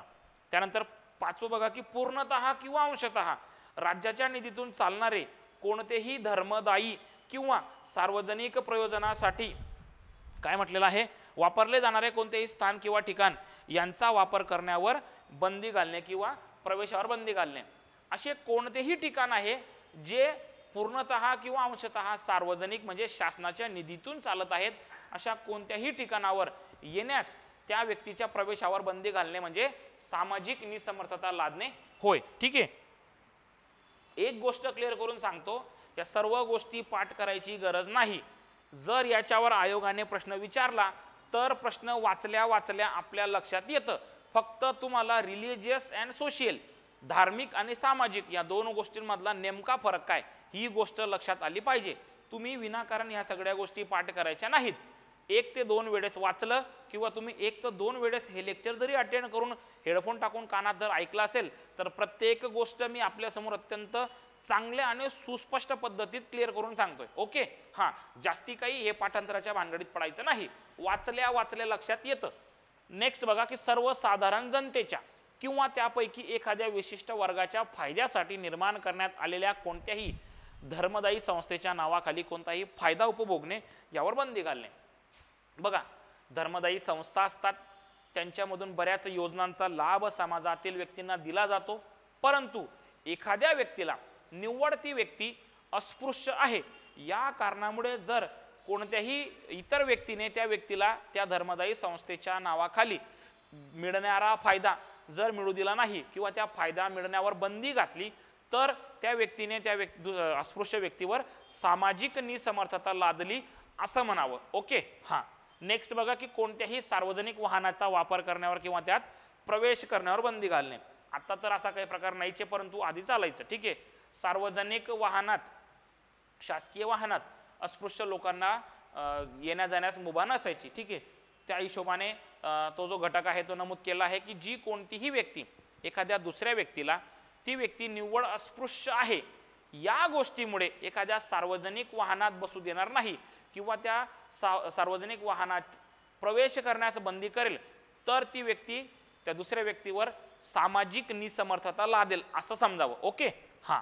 नेक्स्ट बघा, कोणत्याही प्रकारच्या स्थानिक भागात एखाद्या राहण्याच्या वास्तूचे बांधकाम करणे, संपादन करणे किंवा तेथे वहिवाट करणे यावर बंदी घालणे. हा जो प्रकार आहे का, हा जो प्रकार आहे आज पण चालतो. ठीक आहे, तुम्ही कितीही नाही म्हणा, तुम्हाला सगळ्यांना माहितीच आहे की एखादी ही व्यक्ती ही विशिष्ट समाजाची किंवा धर्माची आहे, जातीची आहे, म्हणून तिला बऱ्याच कॉलनीमध्ये घरं देत नाहीत अजून पण. ओके, हां. बऱ्याचदा ते कॉलनीवाल्यांची एक अशी संयुक्तिक मीटिंग झालेली असते की आपण एखाद्या विशिष्ट जाती धर्माच्या व्यक्तीला या ठिकाणी घर भाड्यास म्हणजे राहण्यास भाड्याने द्यायचं नाही किंवा संपादन करू द्यायचं नाही. ठीक आहे, सदर गोष्ट ही सामाजिक निसमर्थता लादणे याच्यात येते. ठीक आहे ना, हां. लक्षात घ्या, अजून एकदा काय म्हणतोय मी, एखाद्या कोणत्याही विशिष्ट व्यक्तीला ती व्यक्ती निव्वळ अस्पृश्य आहे या कारणाखाली त्या व्यक्तीला एखादे वास्तूचे बांधकाम करणे, संपादन करणे किंवा तेथे वहिवाट करणे यावर बंदी घालण्यात येते. ओके, नेक्स्ट बघा की सर्वसाधारण जनतेला किंवा त्यापैकी एखाद्या विशिष्ट वर्गाला खुल्या असलेल्या कोणत्याही धर्मशाळेचा, सराईचा किंवा मुसाफिर खाण्याचा वापर करण्यावर बंदी घालणे. ओके, हां. आपण आधीच बघितलं, आधी काय बघितलं होतं की भांड्यांचा वापर न करू देणे हा देखील गुन्हा आहे, परंतु आपण या कलम 4च्या ज्या काही गोष्टी बघतोय सामाजिक निसमर्थता लादणे कशाला म्हणावं, त्याच्यात 9व्या क्रमांकाला एक गोष्ट दिली आहे की कोणत्याही व्यक्तीला सर्वसाधारणपणे ज्या सार्वजनिक सर्व लोकांसाठी जनतेला खुली आहेत अशा कोणत्याही प्रकारची धर्मशाळा किंवा सराई, मुसाफिरखाना यांचा वापर करण्यावर बंदी घालणे. एखादी व्यक्ती निव्वळ अस्पृश्य आहे या कारणाखाली, बघा मी काय म्हणतोय, निव्वळ ती व्यक्ती अस्पृश्य आहे या कारणाखाली त्या व्यक्तीला अशा कोणत्याही प्रकारच्या सोयींचा लाभ न घेऊ देणे किंवा त्या लाभावर बंदी घालणे म्हणजे सामाजिक निसमर्थता लादणे होय. नेक्स्ट बघा की कोणतीही सामाजिक किंवा धार्मिक रूढी, परिपाठ किंवा उपचार पाळणे अथवा कोणत्याही धार्मिक, सामाजिक किंवा सांस्कृतिक मिरवणुकीमध्ये भाग घेणे किंवा तशी मिरवणूक काढण्यास बंदी घालणे. ठीक आहे, आता हा काही प्रकार तसा दूरपर्यंत दिसत नाही, परंतु आधीच्या काळात एखादी व्यक्ती ही विशिष्ट जातीतील आहे, धर्मातील आहे किंवा अस्पृश्य आहे. ओके, तो विशिष्ट वर्ग हा अस्पृश्य मानला जायचा. एखादी व्यक्ती ही अस्पृश्य आहे या कारणामुळे त्या व्यक्तीला मुसाफिरखाना म्हणजे काय, ओके, मुसाफिर म्हणजे काय, प्रवासी. ओके ना, हां. आता बघा, तुम्ही बऱ्याच ठिकाणी बघितलं असेल की जर तुम्ही शीख समाजाशी तुमचा थोडाफार अभ्यास असेल आणि ठीक आहे आपण सगळे पोलीस आहेत, गुरु सर तुम्हाला सांगतो, शीख समाजाचं एक वैशिष्ट्य आहे की शीख समाजाने जवळजवळ देशातल्या सगळ्याच ठिकाणी, देशातल्या नाही तर जगातल्या सगळ्याच ठिकाणी त्यांची अशा स्पेशल धर्मशाळा तयार केल्या आहेत. धर्मशाळा. ओके, म्हणजे आपण बघा जेव्हा केव्हा फॅमिली टूरला किंवा दुसऱ्या एखाद्या कोणत्याही प्रसंगी आपण जेव्हा बाहेर फिरायला जातो, जर आपल्याला खर्चिक म्हणून एखादं हॉटेल घेणं आपल्या बजेटमध्ये नसेल किंवा आपल्याला ते पसंत नसेल, एखादं लॉज, रेस्ट हाऊस बुक करणं आपल्याला आपल्या आवाक्याच्या बाहेर असेल, तर आपण कोणत्याही विशिष्ट एखाद्या धर्माच्या मुसाफिरखान्यात किंवा जे सर्वांसाठी खुलं केलेलं असलं, मुसाफिर म्हणजे प्रवासी, आणि खाना म्हणजे त्याला त्या ठिकाणी खाण्याची, एक वेळ झोपण्याची आणि फ्रेश होण्यासाठी सर्व सुविधा उपलब्ध असतात, त्याला म्हणायचं मुसाफिरखाना. Okay, it's clear. हां, ओके. आपण काय म्हणतोय की हां, कोणतेही सामाजिक किंवा धार्मिक रूढी परिपाठ किंवा उपचार पाळणे अथवा कोणत्याही धार्मिक, सामाजिक किंवा सांस्कृतिक मिरवणुकीमध्ये भाग घेणे किंवा तशी मिरवणूक काढण्यावर बंदी घालणे. एखादी व्यक्ती अस्पृश्य आहे या कारणामुळे त्याला कोणत्याही एखाद्या धार्मिक रूढी परंपरा पार पाडण्यास, की बाबा या सर्व धार्मिक रूढी किंवा परंपरा डन, हां गुड असं सांगत चला, म्हणजे मला कॅरी फॉरवर्ड करायला बरं जमतं ना. हां, एखादी व्यक्ती ही अस्पृश्य आहे या कारणामुळे त्या व्यक्तीला एखाद्या विशिष्ट धर्माची, म्हणजे त्याच्या धर्माची पूजा परिपाठ करण्यास बंदी घालणे किंवा एखाद्या विशिष्ट प्रकारच्या मिरवणुकीमध्ये समाविष्ट करण्यात बंदी करणे. ओके, म्हणजे सामाजिक निसमर्थता होय. नेक्स्ट बघा, जड जवाहीर आणि आभूषणे वापरणे याच्यावर बंदी घालणे. एखादी व्यक्ती अस्पृश्य आहे म्हणून त्याला कोणत्याही प्रकारची जड जवाहीर म्हणजे हिरे, मोती, अंगठ्या, सोनं, नाणं, सगळ्या गोष्टी ना, ते मागच्या काळात चालायचं की एखादी सुवर्ण व्यक्ती जी स्वतःला सुवर्ण समजते, ठीक आहे ना, सुवर्ण कोणी नसतं, स्वतःला समजलं जातं, ते स्वतःला सुवर्ण समजणारी व्यक्ती ही समाजात मिरत फिरते सोनं घालून. परंतु त्याकडे असं असायचं की तू अस्पृश्य आहे, तू अशा प्रकारचं सोनं घालू शकत नाही, म्हणून त्याच्यावर बंदी घालणं म्हणजे सामाजिक निसमर्थता लादणे होय. ओके, हां, आता आपण या ठिकाणी 1 ते 11 प्रकारच्या सामाजिक निसमर्थता लादायचे जे काही घटक आहेत ते बघितलेलं आहे. ते पाठ करू नका, मी पुन्हा सांगतोय, लक्षात ठेवा. आपण जर 1 ते 2 वेळेस वाचलं तर आपल्याला सहजच लक्षात येईल. ओके, त्याची शिक्षा बघायची आहे कसली, कलम 4 ची, सामाजिक निसमर्थता लादण्याबद्दलची ना. ओके, काय शिक्षा म्हटलेली आहे, सेम आहे शिक्षा, सेम. ओके,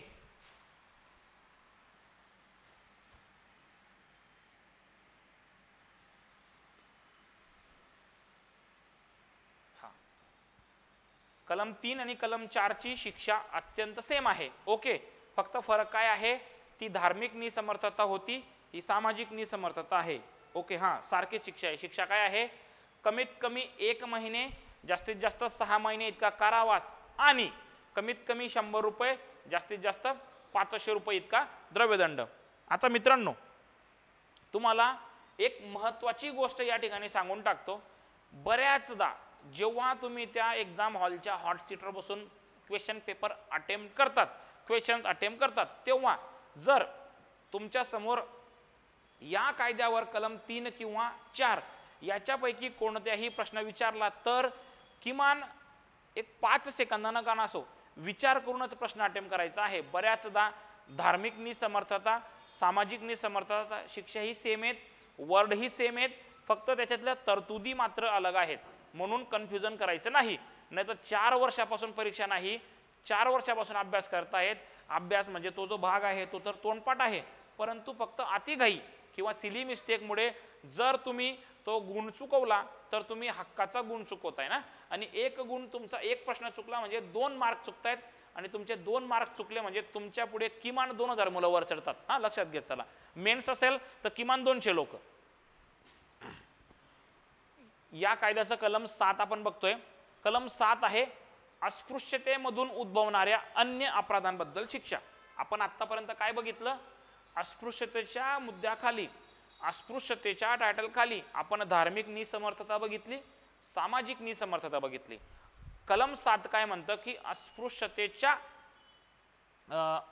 काय म्हणते, अस्पृश्यतेमधून काही अन्य अपराध देखील उद्भवतात जे सामाजिक पण नसतात, धार्मिक पण नसतात, ते या कायद्याच्या कलम 7 मध्ये मोडले जाते. हां, बघा काय आहे, अन्य अपराध खालीलप्रमाणे आहेत. याच्यामध्ये अन्य अपराध कोणते ते बघा. क्रमांक 1 वर आपण बघूया की संविधानाच्या अनुच्छेद 17 नुसार अस्पृश्यता नष्ट केल्यामुळे एखाद्या व्यक्तीला उपार्जित होणारा कोणताही हक्क वापरण्यास तिला प्रतिबंध करणे. ठीक आहे ना. हां, भारतीय संविधान असं म्हणतं की भारतीय संविधानाच्या अनुच्छेद 17 नुसार अस्पृश्यता पाडण्यास बंदी आहे, परंतु जर एखाद्या व्यक्तीविरुद्ध किंवा एखाद्या व्यक्तीविरुद्ध कोणत्याही व्यक्तीने त्या व्यक्तीविरुद्ध जर अस्पृश्यता पाळली आणि अस्पृश्यता ज्या व्यक्तीविरुद्ध पाळलेली आहे म्हणजे जी व्यक्ती अस्पृश्य आहे त्या अस्पृश्य व्यक्तीला तिच्या विरुद्ध अस्पृश्यता बाळगल्यामुळे तिला जो न्याय किंवा हक्क प्राप्त होतो तो हक्क वापरण्यावर प्रतिबंध करणे म्हणजे काय, हा अन्य अपराध आहे, हा सामाजिक अपराध पण येत नाही, धार्मिक अपराध पण येत नाही, वेगळाच अपराध येतो, म्हणून त्याला कलम 7 हे स्पेशल दिलेलं आहे. त्याच्यामध्ये म्हटलेलं आहे की अनुच्छेद 17 नुसार अस्पृश्यता नष्ट केल्यामुळे जो हक्क उपार्जित होतोय, जो हक्क निर्माण होतोय, त्या हक्क वापरण्यावर बंदी घालणे किंवा प्रतिबंध करणे म्हणजे अत्याचार होय, मग तो अपराध आहे या कायद्याच्या कलम 7 खाली. ओके. त्यानंतर बघा, एखादी व्यक्ती असा हक्क वापरत असताना तिची छेड काढणे, इजा करणे, त्रास देणे, अटकाव करणे, तिला अटकाव करविणे, अटकाव करण्याचा प्रयत्न करणे किंवा एखाद्या व्यक्तीने असा हक्क वापरला या कारणावरून तिची छेड काढणे, इजा करणे एक्सेट्रा. एखाद्या व्यक्तीला आपण अस्पृश्य म्हणून तुच्छ लेखलं, ओके, आणि आपण त्याला अस्पृश्य म्हणून तुच्छ लेखल्यानंतर ती व्यक्ती जेव्हा तिला प्राप्त झालेला हक्क बजावते, म्हणजे कोणत्याही न्याय संस्थेत न्याय मागायला जाते, म्हणजे पोलीस स्टेशन असो, न्यायालय असो, तेव्हा ती व्यक्ती तिचा हक्क प्राप्त करत असताना, तिला असलेला हक्क बजावत असताना त्या व्यक्तीला इजा पोहोचवणे, त्याला त्रास देणे, अटकाव करणे, स्वतः अटकाव करणे किंवा दुसऱ्याकडून अटकाव करविणे वगैरे वगैरे, या सगळ्या गोष्टी या कलम 7 मध्ये अपराध म्हणून गणलेल्या गेलेल्या आहेत. ओके. हां. त्यानंतर बघा, तोंडी, लेखी विक्षेपाद्वारे, दृश्य प्रतिनिरूपणाद्वारे किंवा अन्य प्रकारे कोणत्याही व्यक्तीला किंवा व्यक्तिगटाला किंवा सर्वसाधारण जनतेला कोणत्याही स्वरूपात अस्पृश्यता पाडण्यास चिथावणी देणे किंवा उत्तेजन देणे. ठीक आहे.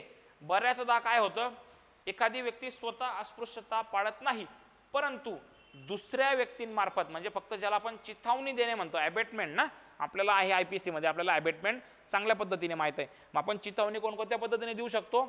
लेखी देऊ शकतो, तोंडी देऊ शकतो, विशिष्ट हावभाव ज्याला आपण विक्षेप म्हटलेला आहे कायद्याच्या भाषेत ना, विक्षेप म्हणजे विशिष्ट हावभाव करून किंवा दृश्य प्रतिरूपण म्हणजे एखाद्या प्रकारचं दृश्य म्हणजे एखादं चित्र दाखवून वगैरे ना, काहीतरी स्पेसिफिक साईन वगैरे दाखवून अशा पद्धतीने दुसऱ्या कोणत्याही विशिष्ट व्यक्तीला, एखाद्या विशिष्ट व्यक्तिगटाचा अपमान करणे अस्पृश्य आहे म्हणून अशा प्रकारचं कृत्य करण्यासाठी चिथावणी देणे हे जे आहे हे अपराध म्हटले गेलेला आहे कलम 7 प्रमाणे. ओके. त्यानंतर बघा, अनुसूचित जातीच्या एखाद्या व्यक्तीचा अस्पृश्यतेच्या कारणावरून अपमान करणे किंवा अपमान करण्याचा प्रयत्न करणे. या ठिकाणी अनुसूचित जातीचा उल्लेख केलेला आहे स्पेशल. ओके.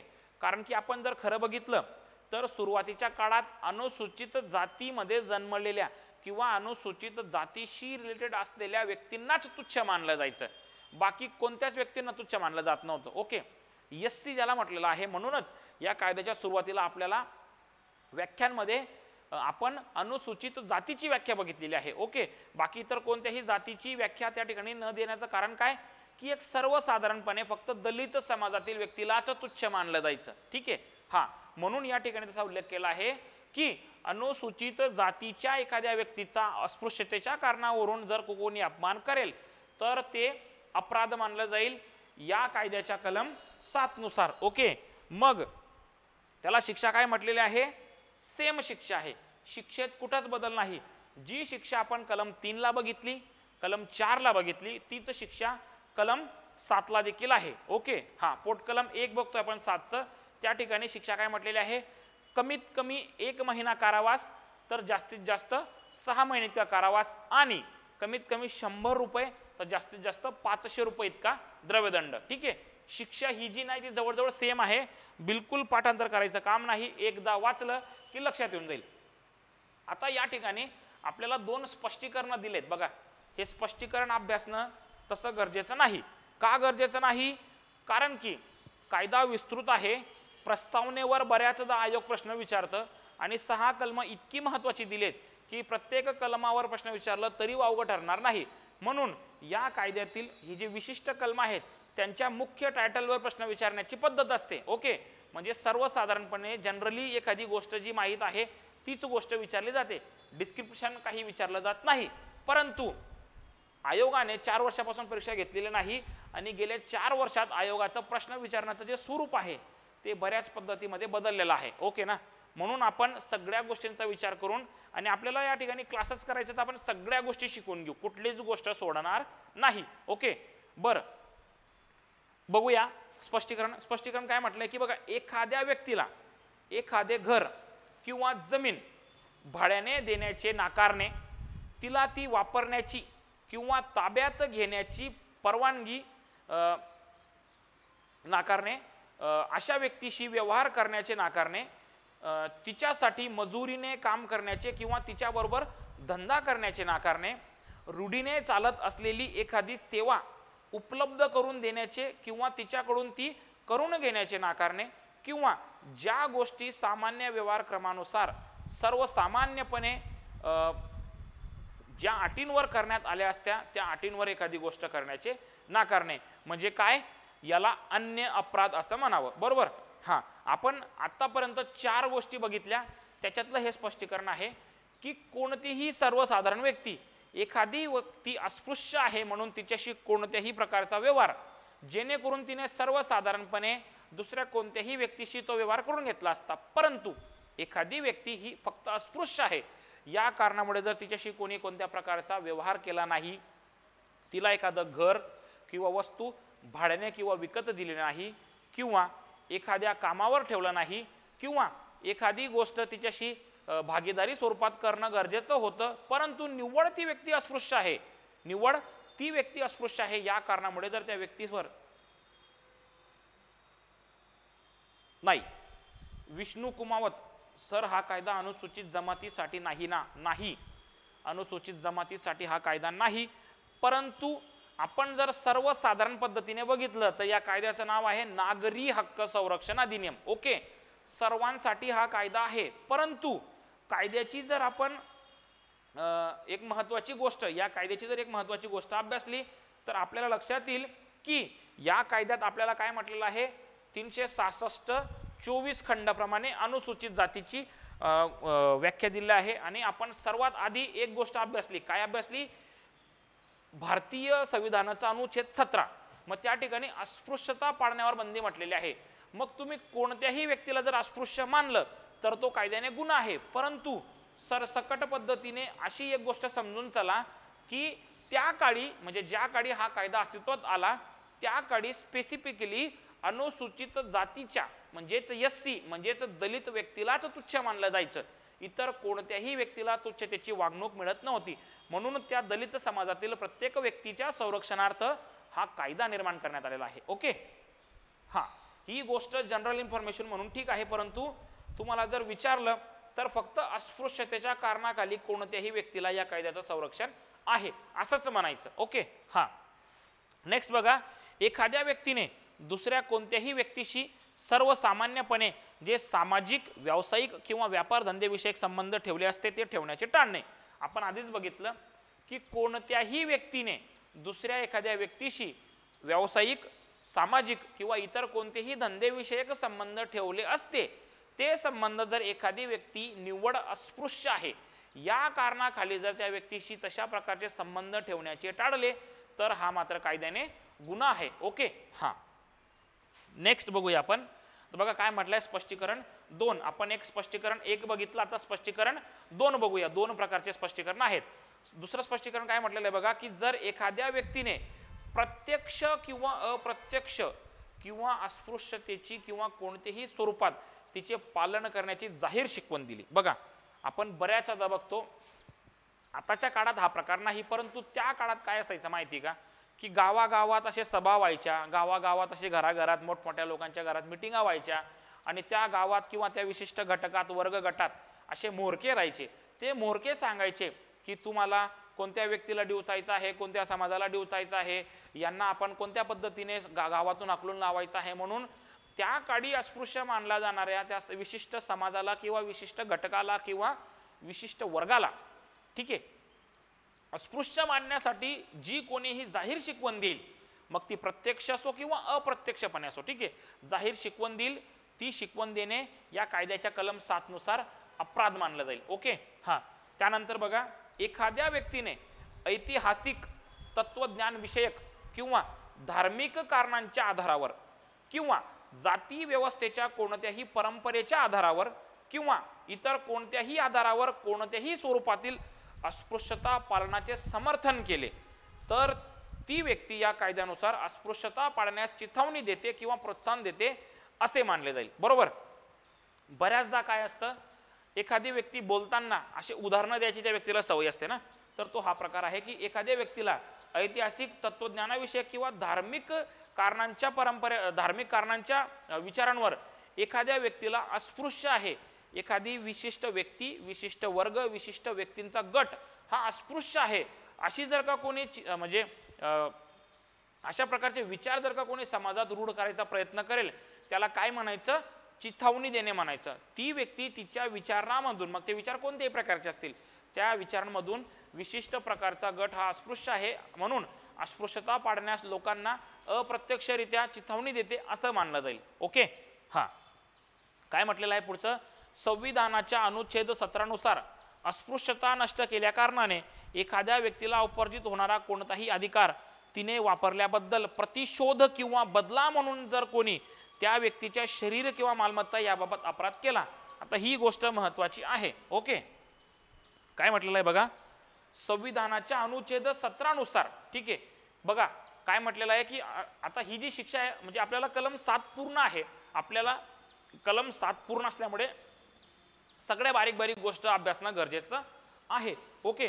तर या ठिकाणी काय म्हटलेलं आहे की कोणतीही व्यक्तीला भारतीय संविधानाच्या अनुच्छेद 17 नुसार अस्पृश्यता नष्ट केल्यामुळे जो हक्क प्राप्त होतो आणि ती व्यक्ती जेव्हा तो हक्काचा वापर करेल किंवा तो हक्क बजावेल, या गोष्टीचा राग येऊन तो हक्क बजावल्यामुळे त्या व्यक्तीविरुद्ध बदला किंवा प्रतिशोध म्हणून जर इतर कोणत्याही व्यक्तीने अस्पृश्यतेचा हक्क बजावलेल्या व्यक्तीच्या शरीर किंवा मालमत्ता याबाबत अपराध केला तर त्याला शिक्षा म्हटलेली आहे. काय शिक्षा म्हटलेली आहे? कमीत कमी 2 वर्ष कैद आणि द्रव्यदंड. कमीत कमी 2 वर्ष कैद आणि द्रव्यदंड. ओके. कमीत कमी 2 वर्ष कैद आणि द्रव्यदंड अशी शिक्षा सांगितलेली आहे. कोणाला?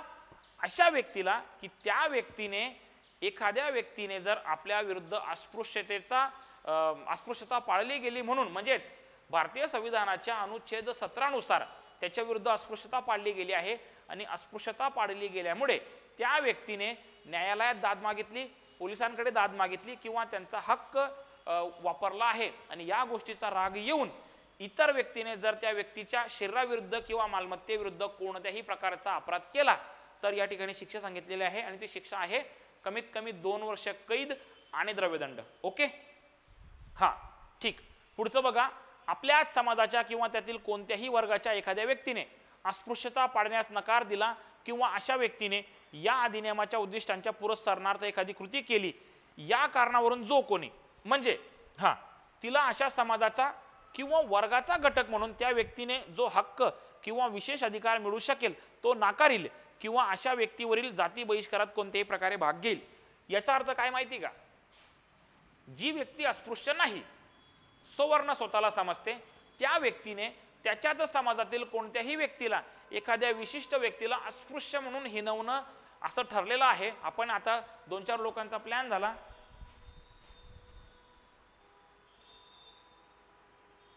तुम्ही लेट झाले आहात, रिपीट करा. म्हणजे आता काय ॲक्च्युली 1 तास 20 मिनिटं लेक्चर झाला आहे अरविंद पवार. ओके. 1 तास 20 मिनिटं लेक्चर पूर्ण झालेला आहे, एवढं रिपीट करू शकत नाही. स्पेसिफिक एखादी गोष्ट, एखादी ओढ, एखादा मुद्दा जर तुम्हाला रिपीट करून घ्यायचा असेल तर सांगा. बाकी एवढं 1-1.25 तासाचं लेक्चर रिपीट करू शकत नाही. तुम्ही ते लेक्चर, आपलं रेकॉर्डेड बॅच आहे, तुम्ही ते लेक्चर ऐकू शकतात. ओके. हां, एखादा मुद्दा जर लक्षात नसेल तर मला सांगा, मी तो रिपीट करतो. तर त्या व्यक्तींना काय शिक्षा सांगितलेली आहे?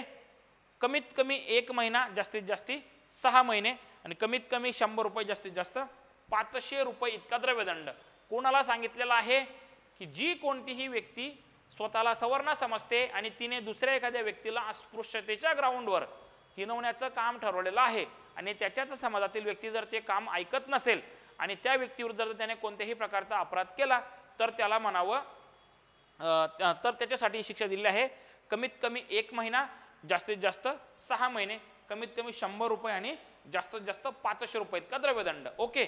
या गोष्टी, या शिक्षा लक्षात ठेवू नका. ठेवाल तर ही एक लक्षात ठेवा आणि जी मुख्य शिक्षा आहे ती लक्षात ठेवायची आहे. मी आधीच सांगितलं की या कायद्यावर विचारण्यासारखं बरंच आहे, म्हणून ज्या गोष्टी खूपच बारीक बारीक आहेत त्या पूर्ण पाठांतर करू नका.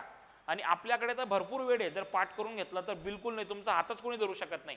मी आत्ताच सांगतो, जर तुम्ही टेक्निकली स्टडी केला, या ठिकाणी तुम्हाला खूप चांगले प्रकारचे मार्गदर्शक लाभलेले आहेत, त्यांच्याकडनं तुम्हाला प्रत्येक गोष्ट उकडून शिकायला भेटते. म्हणजे जी गोष्ट पुस्तकाच्या बाहेरची आहे आणि जे आयोग विचारतं त्या सगळ्या गोष्टी तुम्हाला शिकवायला भेटतात. म्हणून या ठिकाणी स्वतःचा फायदा करून घ्यायचा आहे. ओके, हां, नेक्स्ट बघूया आपण कलम 10.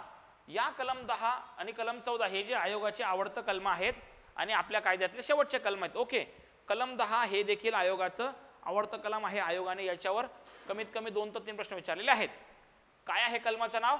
अपराधास अपप्रेरणा. ओके, अपप्रेरणा देणे, चिथावणी देणे, अबेटमेंट. आपण IPC मध्ये आपल्याला त्याची नॉर्मल शिकाणं असं पण संकल्पना आपल्याला माहिती. ओके, या ठिकाणी काय म्हटलंय बघा, हा, जो कोणताही लोकसेवक, बघा मी काय म्हणतोय, जो कोणताही लोकसेवक या अधिनियमाखालील शिक्षापात्र अपराधाचा तपास करण्याकामी बुद्धिपुरस्सर उपेक्षा करील त्याने या अधिनियमाप्रमाणे शिक्षापात्र अपराधास अपप्रेरणा दिली असे मानण्यात येईल. ओके, आता आपण या कायद्याचं म्हणजे नागरी हक्क संरक्षण अधिनियम 1955चं कलम 10 बघतोय.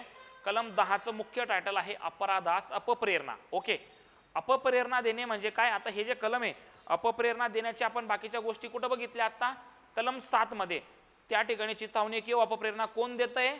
सर्वसामान्य व्यक्ती. ओके, आता कलम 10 जे आहे ते कलम 10 स्पेसिफिकली या ठिकाणी लोकसेवक देतोय. मग लोकसेवक एखाद्या गोष्टीला अपप्रेरणा कशी देऊ शकतो?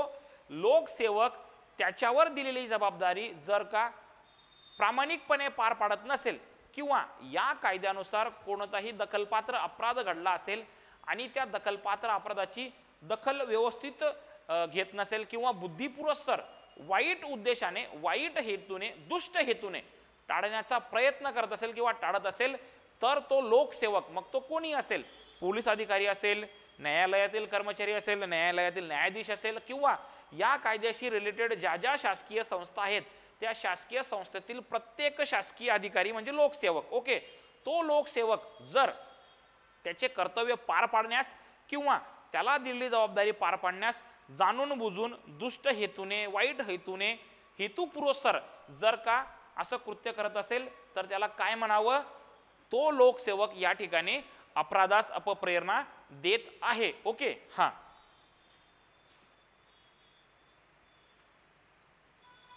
चाललंय. हा, आता या ठिकाणी शिक्षा का दिलेली नाही माहिती का?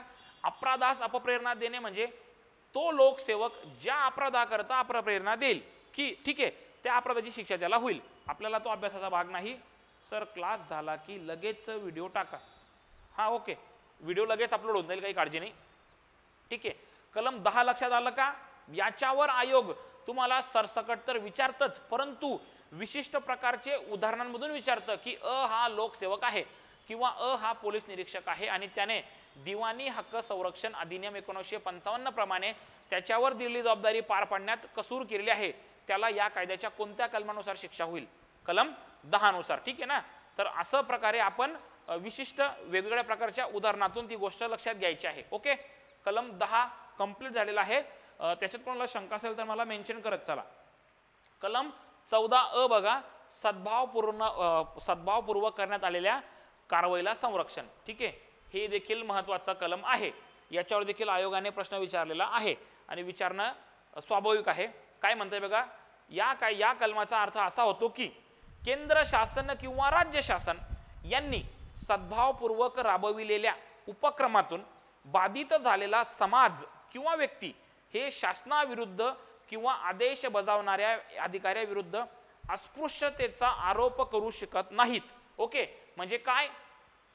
जेव्हा केव्हा केंद्र शासन किंवा राज्य शासन यांच्या आदेशाने कोणतीही व्यक्ती जर त्याचं काम करते, शासकीय काम, केंद्र शासन किंवा राज्य शासन यांच्या आदेशानुसार जर एखादी व्यक्ती किंवा अधिकारी जर एखादं कर्तव्य पार पाडते आणि त्या कर्तव्य पार पाडण्यामधून त्यांच्याकडून अशी एखादी घटना घडली, ठीक आहे का, जी घटना पूर्ण करण्यासाठी त्यांना आदेश झालेला होता, आदेश दिला होता, तर ते कृत्य अस्पृश्यता मानलं जाणार नाही. उदाहरणार्थ समजा औरंगाबादमध्ये जर समजा पूर आला. ओके, औरंगाबादमध्ये जर का पूर आला आणि त्या नदीच्या काठी एखादं विशिष्ट गाव किंवा लोकवस्ती वसलेली आहे आणि त्या लोकवस्तीत काही अस्पृश्य लोकांची घरं आहेत. ओके, परंतु शासनाने काय आदेश दिला आहे पोलिसांना किंवा संबंधित विभागाला की त्या घरांमध्ये पुराचं पाणी येऊ शकतं, घरं वाहू शकतात, वित्तहानी होऊ शकते, जीवितहानी होऊ शकते, म्हणून तुम्ही समस्त गाव किंवा घरं त्या ठिकाणून लगेच बाहेर काढा.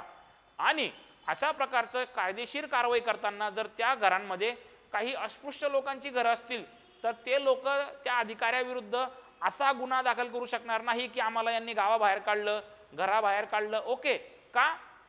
कारण की ते कृत्य शासकीय आदेशानुसार करण्यात आलेलं आहे. त्यांच्या या पोलिसांच्या किंवा शासकीय अधिकाऱ्यांच्या कारवाईला संरक्षण आहे कायद्याच्या या अधिनियमाच्या किंवा या कायद्याच्या कलम 14 अनुसार. ओके हां. तसाच पुढचा मुद्दा आहे की या अधिनियमाखाली सद्भावपूर्वक केलेल्या कोणत्याही गोष्टीमुळे झालेल्या किंवा होण्याचा संभव असलेल्या कोणत्याही नुकसानाबद्दल केंद्र शासन किंवा राज्य शासन यांच्या विरुद्ध दावा, खटला किंवा इतर कोणतीही वैध कारवाई होऊ शकणार नाही. 1 नंबर स्पष्टीकरण सर. ओके हां, थँक्यू. विषय काय माहिती का? कलम 14 शिकतोय आपण. कलम 14 मध्ये दुसरी गोष्ट अशी म्हटलेली आहे की जेव्हा केव्हा कोणताही शासकीय अधिकारी केंद्र शासन किंवा राज्य शासन, बघा मी काय शब्द वापरतोय, कायदा हा केंद्राचा आहे, परंतु कधी कधी काय असतं एखाद्या विशिष्ट राज्यात एखाद्या विशिष्ट जिल्ह्यात जर का ती तशा प्रकारची स्थिती निर्माण झालेली आहे म्हणून राज्य शासन, केंद्र शासन किंवा राज्य शासन यांच्या आदेशानुसार कोण सर प्रत्येक कलम जर एखादा एक्झाम्पल देऊन सांगितला तर अजून बरं होईल. नितीन डुंबारे. ओके ठीक आहे आपण ठीक आहे ओके चालतंय. प्रत्येक कलम जे आहे त्याच्यात मी तुम्हाला अशा प्रकारचं उदाहरण देऊन शिकवण्याचा प्रयत्न करेन जेणेकरून तुमच्या लक्षात राहील. ठीक आहे ओके काही हरकत नाही. आपण पुन्हा एकदा शिकूया, पुन्हा एकदा समजूया. ठीक आहे हां. आता काय बघा आपण बघतोय कलम 14 ठीक आहे ना. हां कलम 14 म्हटलेलं आहे सद्भावपूर्ण करण्यात आलेल्या कारवाईला संरक्षण. पहिला मुद्दा आपण बघितला. दुसरा मुद्दा बघतोय की जेव्हा केव्हा केंद्र शासन किंवा राज्य शासन यांच्या आदेशानुसार कोणताही पोलीस अधिकारी किंवा कोणताही शासकीय अधिकारी त्याचं शासकीय कर्तव्य जर का पार पाडत असेल आणि त्याच्या शासकीय कर्तव्य पार पाडण्यातून कोणतंही एखादं कृत्य घडलं असेल ज्याच्यातून ते कृत्य जर शासकीय आदेशानुसार झालं नसतं तर ते अस्पृश्यता पाडली असं म्हटलं गेलं असतं. आलं लक्षात? जर ते शासनाच्या आदेशानुसार झालं नसतं तर ते अस्पृश्यता पाडली गेली असं झालं असतं. म्हणून त्या कृत्याला आपण म्हणजे त्या कृत्याविरुद्ध आलं लक्षात. समजा मी तुम्हाला जे उदाहरण दिलं की एखाद्या ठिकाणी पूर आलेला आहे आणि त्या लोकांना स्थलांतर करण्यासाठी आदेश झालेला आहे, ते लोकांनी कुठलेही लोक ऐकत नाही. ओके ना. आपण बघतो जनरली लोक बिलकुल ऐकत नाही. लोक म्हणतात आम्ही बघून घेऊ वगैरे. मग अशा वेळेस आपल्याला साम दाम दंड भेद सगळ्या प्रकारचा वापर करून त्या लोकांना तिथून हाकलून लावावं लागतं, त्यांना स्थलांतर करावं लागतं. आणि शासन काही असं काही एवढं वायबार नाही आहे की त्यांना कुठून उचलून बाहेर फेकून देईल. त्यांचं लगेच पुनर्वसन करायचं कामं करतं शासन. ठीक आहे. तो अवांतर भाग झाला. आपण कायद्यापुरतं बोलूया की जेव्हा केव्हा अशा कोणत्याही लोकांना त्या ठिकाणाहून हलविण्यात येईल तर ते व्यक्ती त्यांना ज्या अधिकाऱ्याने त्या ठिकाणाहून हाकलून लावलं आहे, हलवलं आहे किंवा बाहेर काढलं आहे त्या व्यक्तीविरुद्ध कोणत्याही प्रकारचा दावा, खटला किंवा न्यायालयीन कारवाईसाठी दाद मागू शकत नाही. यात सद्भावपूर्वक शब्द महत्वाचा आहे. बरोबर सद्भावपूर्वकच म्हणतोय मी. आणि सद्भावपूर्वक म्हणजे काय? शासनाच्या आदेशाने. महत्वाचं काय? शासनाच्या आदेशाने तुम्ही चांगल्या विचाराने सद्भावपूर्वक जर का तुम्ही एखाद्याचं घर तोडून टाकलं, तुमच्या मनात वाईट विचार नाही पण सद्भावपूर्वक भावना आहे, ते कृत्य चुकीचं जे. या ठिकाणी महत्वाचं काय? केंद्र शासन किंवा राज्य शासन यांच्या आदेशाने ती गोष्ट करणे शासकीय दृष्ट्या गरजेची आहे, सद्भावपूर्वक आहे, तर ते कृत्य केल्याबद्दल त्या विशिष्ट अधिकाऱ्याविरुद्ध कोणत्याही प्रकारे न्यायालयात दावा, खटला किंवा वैध कारवाई चालवू जाऊ शकत नाही. ठीक आहे. या ठिकाणी आपण दिवाणी हक्क संरक्षण अधिनियम, नागरी हक्क संरक्षण अधिनियम, सिव्हिल संरक्षण अधिकार अधिनियम आणि the protection of civil rights, ठीक आहे, 1955 इन अनटचेबिलिटी, हे सगळ्या प्रकारचा जो कायदा आहे तो कायदा अभ्यासला आहे. आपल्याला जीविताचं रक्षण करण्यासाठी केलेल्या कृतीवर अपील नाही. बरोबर. ठीक बरोबर म्हणतात. या सगळ्या कायद्यातील आपण जे 6 कलम आहेत ज्या आपल्या अभ्यासक्रमात आहेत त्या सगळे 6 कलम आपण अभ्यासलेले आहेत. 6 कलम आपण अत्यंत बारकाईने अभ्यासलेले आहेत. कलम 2 आपण अभ्यासलं व्याख्या, व्याख्यांमध्ये आपण 4 ते 5-7 व्याख्या बघितल्या. कलम 3 बघितलं धार्मिक निसमर्थता, 4 बघितलं सामाजिक निसमर्थता, 7 बघितलं अस्पृश्यतेतून उद्भवणारे अन्य अपराध, 10 बघितलं अपराधास अपप्रेरणा आणि 14 अ बघितलं सद्भावपूर्वक करण्यात आलेल्या कारवाईला संरक्षण. ओके, हां, या सगळ्या गोष्टी बघितल्या. आता हा जो कायदा शिकलेला आहोत, या कायद्यात आत्तापर्यंत कोणाला काही अडचण? हां, या कायद्याला 4 गुण आहेत. 2 प्रश्न प्रत्येकदा विचारलेले आहेत. 15 जुलै 2012 ही जर का एक तारीख सोडली, फक्त त्याच दिवशी एक प्रश्न विचारलेला आहे त्या परीक्षेत, बाकी प्रत्येक परीक्षेत 2 प्रश्न विचारलेले आहेत. अत्यंत साधा सिंपल सोपा कायदा आहे. साध्या आणि सिंपल शिक्षा आहेत. काही महत्त्वाचे घटक आहेत. नागरी हक्क म्हणजे काय लक्षात घ्या. अनुसूचित जाती म्हणजे काय लक्षात घ्या. सार्वजनिक करमणुकीचे स्थान कशाला म्हणावं, सार्वजनिक उपासना स्थान कशाला म्हणावं, सामाजिक निसमर्थता कशाला म्हणावी, त्याला शिक्षा काय, धार्मिक निसमर्थता कशाला म्हणावी, त्याला शिक्षा काय,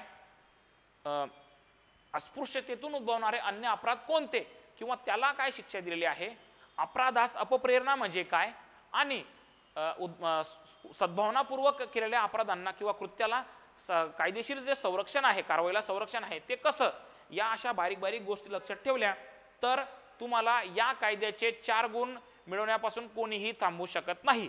तुम्हाला पुन्हा एकदा विनंती आहे की तुम्ही जेव्हा केव्हा किरकोळ कायद्यांचा किंवा कोणत्याही प्रकारचा पेपर हातात घेऊन अभ्यासणार, घरात बसून तुम्ही 300 पैकी 300 मार्क घेणार, त्याला काही अर्थ नाही.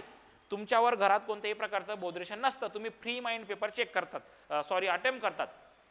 परंतु जेव्हा आयोगाचा प्रश्न असतो, आयोगाची जेव्हा परीक्षा असते, तेव्हा आपण एक्झाम हॉलमध्ये त्या हॉट सीटवर बसून, त्याला हॉट सीटच म्हणतात कारण की ते 90 मिनिटं खूप भयंकर आहेत. ओके ना, तर त्या 90 मिनिटात तुम्ही जे काही स्वतःला प्रेझेंट करतायत ना, त्यालाच महत्त्व आहे.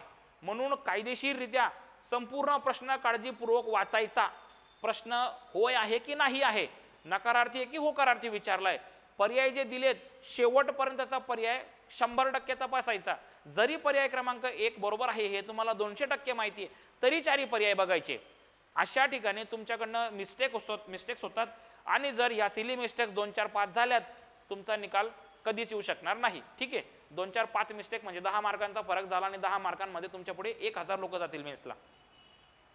आतापर्यंतच्या शिकवलेल्या कायद्यात कोणाला काही शंका किंवा अडचण असेल तर सांगा, नाहीतर आपण पुढे चलूया. ओके, आपल्याला आयोगाचे प्रश्न अभ्यासायचे आहेत. Okay, got it. नेक्स्ट, आता आपण या ठिकाणी प्रश्न बघणार आहोत. बघा प्रश्न कसे विचारले जातात. मी आधीच सांगितलं होतं, धार्मिक निसमर्थता आणि सामाजिक निसमर्थता याच्यात जे फरक आहेत ते फरक तपासायचे. ठीक आहे, आता बघा आपण याचा अभ्यास करतोय प्रश्नांचा. नागरी हक्क संरक्षण, विष्णू कुमावत सर खूपच छान शिकवतात, थँक्यू. नागरी हक्क संरक्षण कायदा 1955 नुसार अस्पृश्यतेवर आधारित अपमान अथवा अपमानाचे प्रकार, अपमानाचे प्रयत्न करणे कलम टिंबटिंबनुसार शिक्षा सांगितलेली आहे.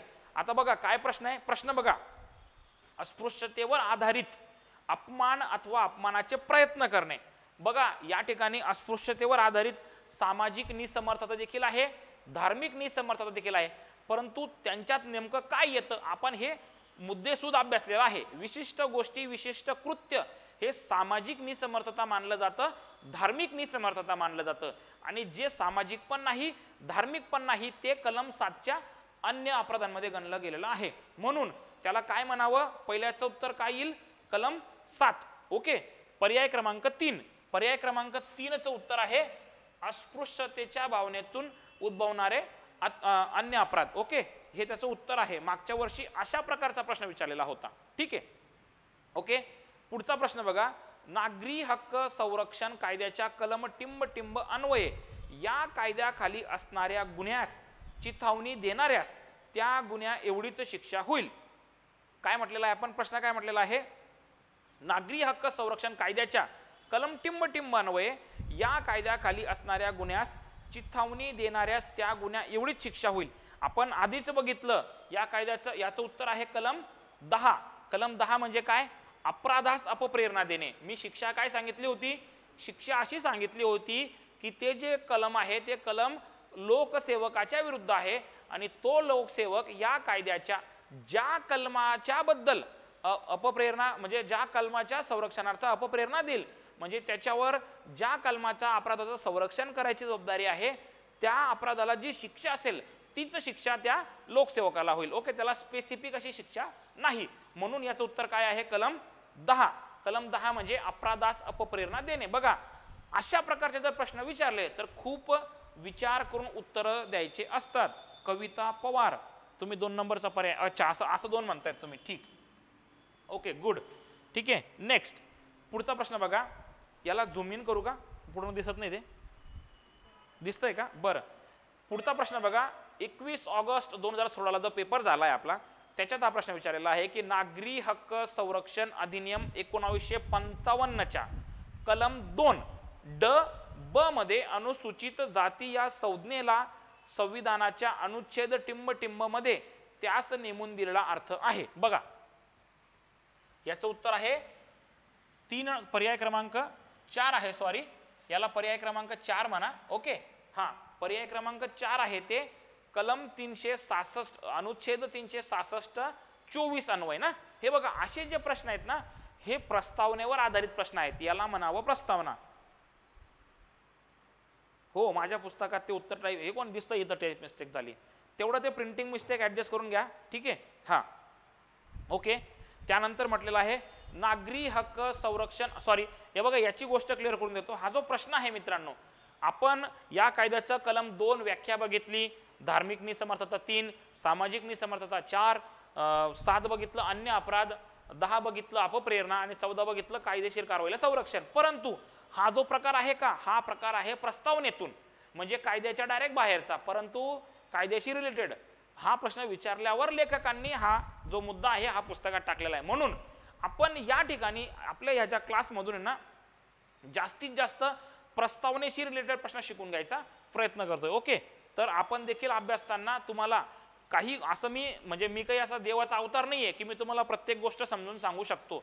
जेवढ्या गोष्टी मला योग्य वाटतात, जेवढ्या गोष्टी माझ्या अभ्यासक्रमात दिसत आहेत, डोळ्यांना दिसत आहेत, मी त्या सगळ्या गोष्टी आपल्या समोर मांडतो. परंतु अशा देखील काही बाबी असतील ज्या माझ्या शिकवण्याच्या पलीकडे असतील, पण तुम्हाला त्या योग्य वाटतात प्रस्तावनेशी रिलेटेड, तुम्ही त्या वाचणं गरजेचं आहे. ओके, हा, नेक्स्ट बघा, नागरी हक्क संरक्षण अधिनियम 1955च्या कलम 10 मध्ये टिंब या गुन्ह्याची तरतूद दिलेली आहे. ओके, कोणता गुन्हा आहे?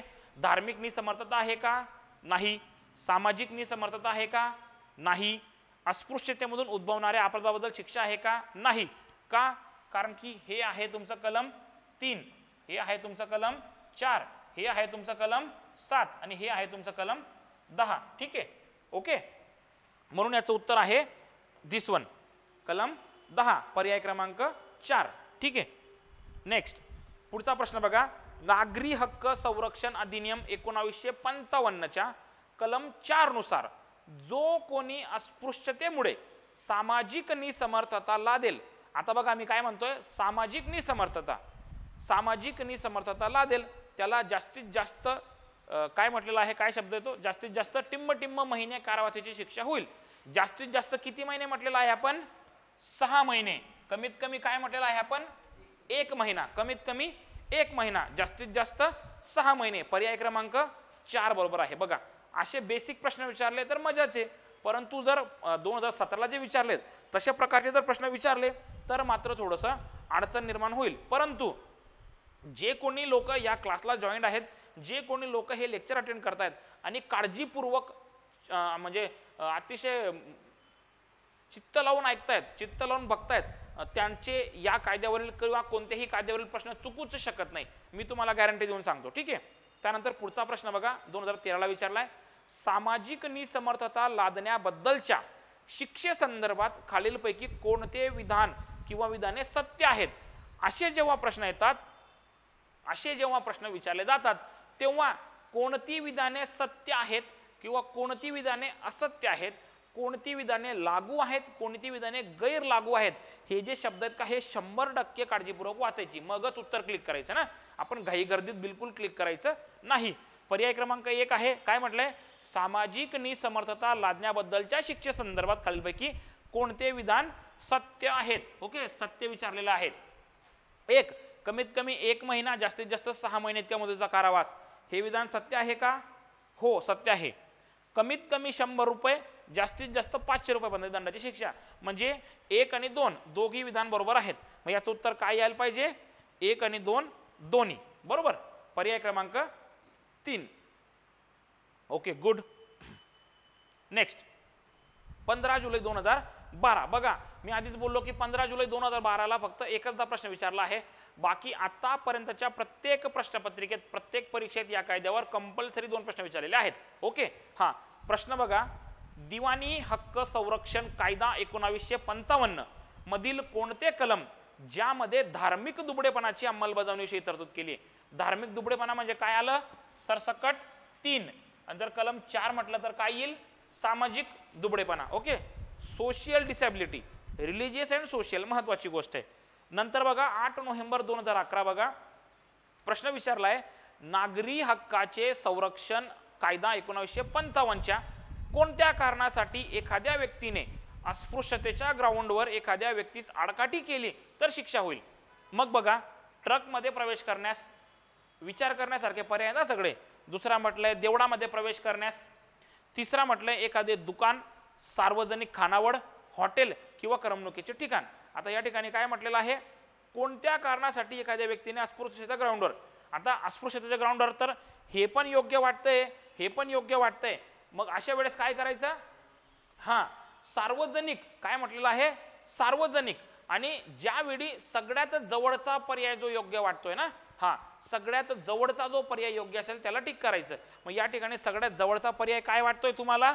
एखादे दुकान, सार्वजनिक खानावळ, हॉटेल किंवा सार्वजनिक करमणुकीचे ठिकाण या ठिकाणी येण्यास बंदी जर का केली तर मात्र ओके याचं उत्तर आहे याचं उत्तर आहे पर्याय क्रमांक 3. ओके, अशा प्रकारचे प्रश्न असतात. पुढे बघा नेक्स्ट प्रश्न आहे नागरी, तेच उत्तर आहे का?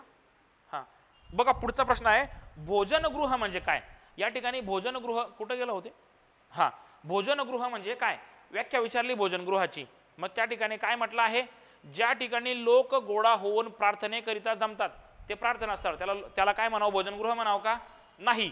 जंगलामधील जागा जिथे सागवान लाकडे गोळा करण्यासाठी डेपो बनवतात ती जागा, तिला आपण भोजनगृह म्हणावं का? नाही. सार्वजनिक मनोरंजन गृह, त्याला भोजनगृह म्हणावं का? नाही. अत्यंत साधी आणि सिंपल गोष्ट. असे प्रश्न विचारले तर तुम्ही हे जे प्रश्न आहेत ना, आपल्याला वाटतं की सगळेच बरोबर लिहितील, परंतु अशा प्रश्नांमध्ये सिली मिस्टेक झाली ना तर ती सिली मिस्टेकच तुमची पोस्ट घालून देईल किंवा काढून देईल तुम्हाला. ओके, ज्या ठिकाणी उत्तर आहे त्याचं, ज्या ठिकाणी लोकांना खाण्यापिण्याकरिता अन्न व पेये पुरवली जातात व प्रत्येकाला प्रवेश असतो व अशा ठिकाणांमध्ये refreshment room, boarding house, coffee house किंवा दुकान अंतर्भूत आहे जिथे लोकांना अन्न व पेये दिली जातात. म्हणजे पर्याय क्रमांक 4 हे याचं उत्तर आहे. भोजनगृह याची व्याख्या विचारलेली आहे. ओके, नेक्स्ट बघा 2011चा प्रश्न आहे. हॉटेल मालकाने काही व्यक्तींना ते अस्पृश्य आहेत म्हणून हॉटेलमध्ये येण्यास नकार दिला. बघा काय म्हटलंय? मी आधीच सांगितलं होतं की काही जे प्रश्न आहेत ना ते उदाहरणाच्या स्वरूपात विचारतात. काय म्हटलंय?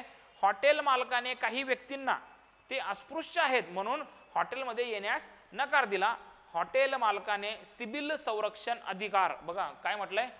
सिव्हिल अधिकार संरक्षण अधिनियमाच्या असे काहीही शब्द वापरतात. कसं असतं, महाराष्ट्रातल्या तज्ज्ञाने नामांकित त्या विषयाच्या लोकांकडनं हे प्रश्न काढून घेतले जातात. ओके, मग कोणी एखादा व्यक्ती नागपूरचा आहे, कोणी धुळ्याचा आहे, कोणी पुण्याचा आहे, कोणी मुंबईचा आहे, ठीक आहे ना. तर प्रत्येक ठिकाणी बोली भाषा ही वेगळ्या प्रकारची असते आणि एखाद्या गोष्टीला ते विशिष्ट पद्धतीने बोलायची प्रथा असते. म्हणून मी तुम्हाला प्रत्येक गोष्ट अगदी बरोबर सार्वजनिक ठिकाण असं म्हटलं की कलम 4 समजावं. तर सिव्हिल अधिकार संरक्षण अधिनियमाच्या कोणत्या कलमाखाली म्हटलं आहे? कलम 4. उत्तर किती बेसिक आहे? अत्यंत बेसिक. ठीक आहे, पुढचं बघा की पोलीस अधिकाऱ्याने सिव्हिल अधिकार संरक्षण अधिनियमाप्रमाणे असलेल्या गुन्ह्याचा तपास करण्यास जाणून बुजून दुर्लक्ष केला. हा कोणत्या कलमाखाली गुन्हा आहे? कलम 10 खाली. ओके, हा नेक्स्ट 16 ऑक्टोबर 2010 हा पहिला पेपर आहे की तिथं आपला जो पेपर आहे डिपार्टमेंटल PSI तो डिस्क्रिप्टिव्ह मधून ऑब्जेक्टिव्ह केला गेला होता ना. पहिले लेखी पेपर व्हायचे, हा पहिला पेपर आहे 16 ऑक्टोबर 2010चा. इथून पेपर जे आहेत ते ऑब्जेक्टिव्ह चालू झालेले आहेत. प्रश्न बघा, दिवाणी हक्क संरक्षण कायदा 1955 मधील कोणते कलम ज्यामध्ये धार्मिक दुबळेपणाची अंमलबजावणी विषयी शिक्षेची तरतूद केली आहे? धार्मिक दुबळेपणा म्हणजे काय आलं हो? सरसकट कलम 3. ओके, आधी धर्म येतो, लक्षात घ्या. जर कोणाला 3 आणि 4 पाठ होत नसेल, साधी गोष्ट आहे, आधी धर्म येईल की समाज येईल? आधी धर्म येईल. ज्या धर्मात आपण जन्मलो तो धर्म आधी येईल, धर्मानंतर आपल्याला समाज. ओके, मग आधी धर्म म्हणजे आधी कलम 3 नंतर कलम 4. धार्मिक 3 असतं, सामाजिक 4 असतं. आधी धर्म असतो नंतर समाज असतो. ठीक आहे, मी अशा पद्धतीने लक्षात ठेवलाय त्याला. तुम्ही पण त्या पद्धतीने लक्षात ठेवाल. मी तुम्हाला ते सर्व धर्म समभाव हे काय प्रकार आहे असा. Very good.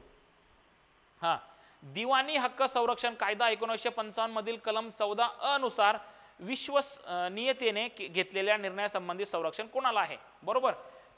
उत्तर काय याचं बघा, केंद्र सरकारच्या, राज्य सरकारच्या, कंपनीच्या किंवा 1 व 2 बरोबर आहेत. बघा, हा जो प्रश्न आहे बऱ्याच लोकांनी हा प्रश्न त्याकडे चुकवला असेल असं मला वाटतं. का सांगतो? कारण की हा जो कायदा आहे हा कायदा केंद्राचा आहे. हा कायदा संपूर्ण देशात लागू आहे. हा कायदा जेव्हा निर्माण झाला तेव्हा जम्मू काश्मीरचं काही कौतुक त्या कायद्याला नव्हतंच, म्हणजे सरसकट देशात लागू होतं. मग बऱ्याच लोकांना जे बेसिकल स्टडी करतात, डीपली नाही, वरवर जे अभ्यास करतात, त्यांना असं वाटलं असेल की केंद्राचा कायदा आहे तर केंद्रापुरता मर्यादित असेल, म्हणून त्यांनी हे उत्तर कदाचित 1 लिहिलं असेल. परंतु मी आधीच काय सांगितलं, केंद्र सरकारच्या किंवा राज्य सरकारच्या आदेशाने कारवाई जर झाली असेल तर त्या केंद्र किंवा राज्य सरकारच्या कायद्यानुसार आदेशानुसार झालेल्या कारवाईला संरक्षण आहे. म्हणून याचं उत्तर काय येईल हो? कलम 4, 1 व 2 दोन्ही. ठीक आहे, नेक्स्ट. संपलं. Okay, 1 minute.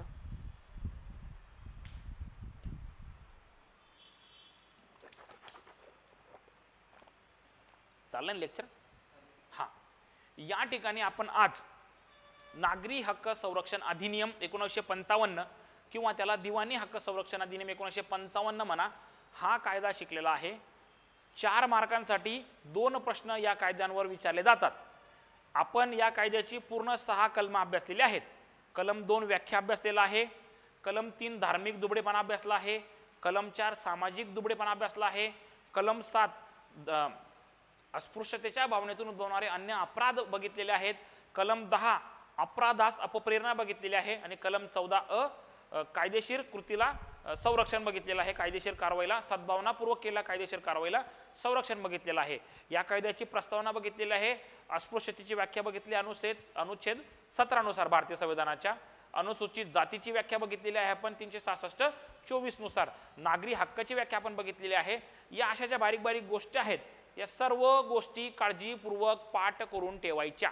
ओके, आपण आतापर्यंत आयोगाने विचारलेले संपूर्ण प्रश्न बघितलेले आहेत. ओके, आयोगाने आतापर्यंत 13 प्रश्न या कायद्यावर विचारलेले आहेत. आपण संपूर्ण 13 प्रश्न अभ्यासलेले आहेत. आणि या पलीकडे हे लेक्चर समाप्त झाल्यानंतर समजा 1-2 दिवसांनी तुम्हाला मी या कायद्यावर अजून 10 ते 15 प्रश्न सराव प्रश्न म्हणून टाकून देईल, जेणेकरून मी तुम्हाला स्पष्ट सांगतो की तुम्ही हे लेक्चर अटेंड केल्यानंतर. ओके, हो ठीक आहे, थँक्यू. हां, तुम्हाला धन्यवाद सर. पुस्तक वाचणे आणि अनुभवी व्यक्तीकडून शिकणे यात खूप फरक आहे. हॅट्स ऑफ अगदी मनापासून, थँक्यू. हां, हे बघा काय माहिती का, खरंच ही गोष्ट संतोष गुरु म्हणता येते की तुम्ही पुस्तक वाचतात, पुस्तकातून सगळ्याच गोष्टी आपल्याला समजतील असं नसतं. ठीक आहे ना. तर ज्या व्यक्तीला खरंच त्या गोष्टीचा अनुभव आहे त्याच्याकडून जर ऐकलं समजलं तर ती गोष्ट तुम्हाला सोपी होऊन जाते. तुम्हाला बऱ्याच काही संकल्पना, तुम्ही याच्यापूर्वी हा कायदा बऱ्याचदा वाचला असेल, अभ्यासला असेल, परंतु मी तुम्हाला अत्यंत छातीटोकपणे सांगू शकतो की आज नंतर ज्यांनी ज्यांनी हे लेक्चर अटेंड केलेलं आहे किंवा जे जे लोक हे लेक्चर ऐकतील त्या लोकांना मी सांगू इच्छितो की तुम्ही याच्यानंतर जेव्हा केव्हा हा कायदा किंवा मी जे कायदे शिकवतोय ते सगळे कायदे अभ्यासणार, आधी तुम्ही माझं लेक्चर ऐका आणि मग तो कायदा वाचा. तुम्हाला कोणतीही शंका कुशंका राहणार नाही. तर आपण कुठं होतो? आयोगाचे 13 प्रश्न आणि मी 15-17 प्रश्न, असे 30 प्रश्न आपण काढून ठेवूया. त्या 30 प्रश्नांच्या बाहेर आयोगाची प्रश्न विचारण्याची हिंमत नाही. फक्त भाषा बदल होईल, प्रश्न बदल होणार नाही, उत्तरात बदल होणार नाही. ठीक आहे, ओके. आजचं हे लेक्चर समाप्त झालेलं आहे. आपण उद्या याच वेळेला मेन्सला पेपर 1 व 2 वेगळे होईल का एकत्र होईल, एकूण वेळ किती राहील, अवांतर आहे. पण दीपक ठाकरे, हे दीपक ठाकरे म्हणजे तुम्ही धुळ्याचे का दीपक ठाकरे? मला कमेंट्समध्ये सांगा बरं. दीपक ठाकरे म्हणजे तुम्ही दुडायचे आहेत का? Yes, Deepak Thackeray, very good. बरं दीपक भाऊ, विषय असा आहे, आत्तापर्यंत 322ची जी परीक्षा झाली त्या परीक्षेमध्ये आपल्याला 2 पेपर दिले होते. 75 मार्काला पेपर फर्स्ट होता, ज्याच्यामध्ये मुख्य कायदे होते IPC, CRPC वगैरे, आणि दुसरा जो कायदा होता तो त्याच्यामध्ये पूर्ण मायनर ॲक्ट होते. 75 मार्क, 75 प्रश्न हे, 75 प्रश्न ते. 322ची परीक्षा झाल्यानंतर आयोगाने लगेचच एक सर्वसाधारण सूचना टाकली. आपल्या डिपार्टमेंटच्या लोकांनी जो गैरप्रकार केला त्याच्यावर, नाही ते मेन्सबद्दल विचारतायत, मेन्सबद्दल सांगतोय मी, की आत्तापर्यंत 2 पेपर होते, परंतु आयोगाने काय म्हटलं, 90 मिनिटात 150 प्रश्न विचारू, 300 मार्क राहतील. 150 प्रश्न 2 गुणांसाठी 1 प्रश्न 300 गुण राहतील, 90 मिनिटात सॉल्व्ह करायचा. 150 प्रश्नांसाठी 90 मिनिटं म्हणजे 36 सेकंदात प्रत्येक एक प्रश्न सॉल्व्ह करायचा आहे, असं आयोगाने म्हटलंय आत्तापर्यंत. परंतु आयोगाचं काहीही खरं नसतं. आयोग आपली परीक्षा घ्यायला वैतागलेला आहे. कोणत्याही सेकंदाला आयोग काहीही निर्णय देऊ शकतं. तुम्ही फक्त अभ्यासच करा सध्या, या बाकीच्या गोष्टी काहीच लक्षात घेऊ नका. तुम्ही परफेक्ट व्हा. तुम्ही तुमच्यातलं सगळं स्किल, तुम्ही तयारी एवढी करून ठेवा ना, की मैदान म्हणजे समजा एखादा पैलवान आहे, समजा त्या पैलवानाने एवढी तालीम करून ठेवायची आहे, त्याला मातीत खेळवा, मॅटमध्ये खेळवा की कुठेही खेळवा, डाव तर त्यानेच मारला पाहिजे, कुस्ती त्यानेच जिंकली पाहिजे. ठीक आहे, आपण तयारी एवढी करून ठेवायची आहे की पेपर कसाही येऊ द्या आणि कोणताही येऊ द्या, अटेम्प्ट आपण 100% करणार. ठीक आहे, माझ्या क्लासमधील किंवा माझा फॉलो करणारा एकही व्यक्तीचा 260 पेक्षा खाली मार्क्स यायलाच नको, अशीच माझी इच्छा आहे. मी पूर्ण तयारी आपल्याकडनं करून घेईल. ठीक आहे, ओके. नाही, मला अशा काही प्रकारची माहिती नाही, जाहिरात बिरात नाही. मी आधीच सांगितलं, इथं फक्त अभ्यासच करायचा, बाकीच्या गोष्टी आपण पर्सनली बोलू. ठीक आहे, कायद्याबद्दल, शिकवलेल्या कायद्याबद्दल काही अडचण असेल तर मला तुम्ही पर्सनली, माझा नंबर आहे त्याच्यावर तुम्ही कमेंट्स करून विचारू शकतात. उद्या पुन्हा भेटू या नवीन कायद्यासोबत. Thank you, bye.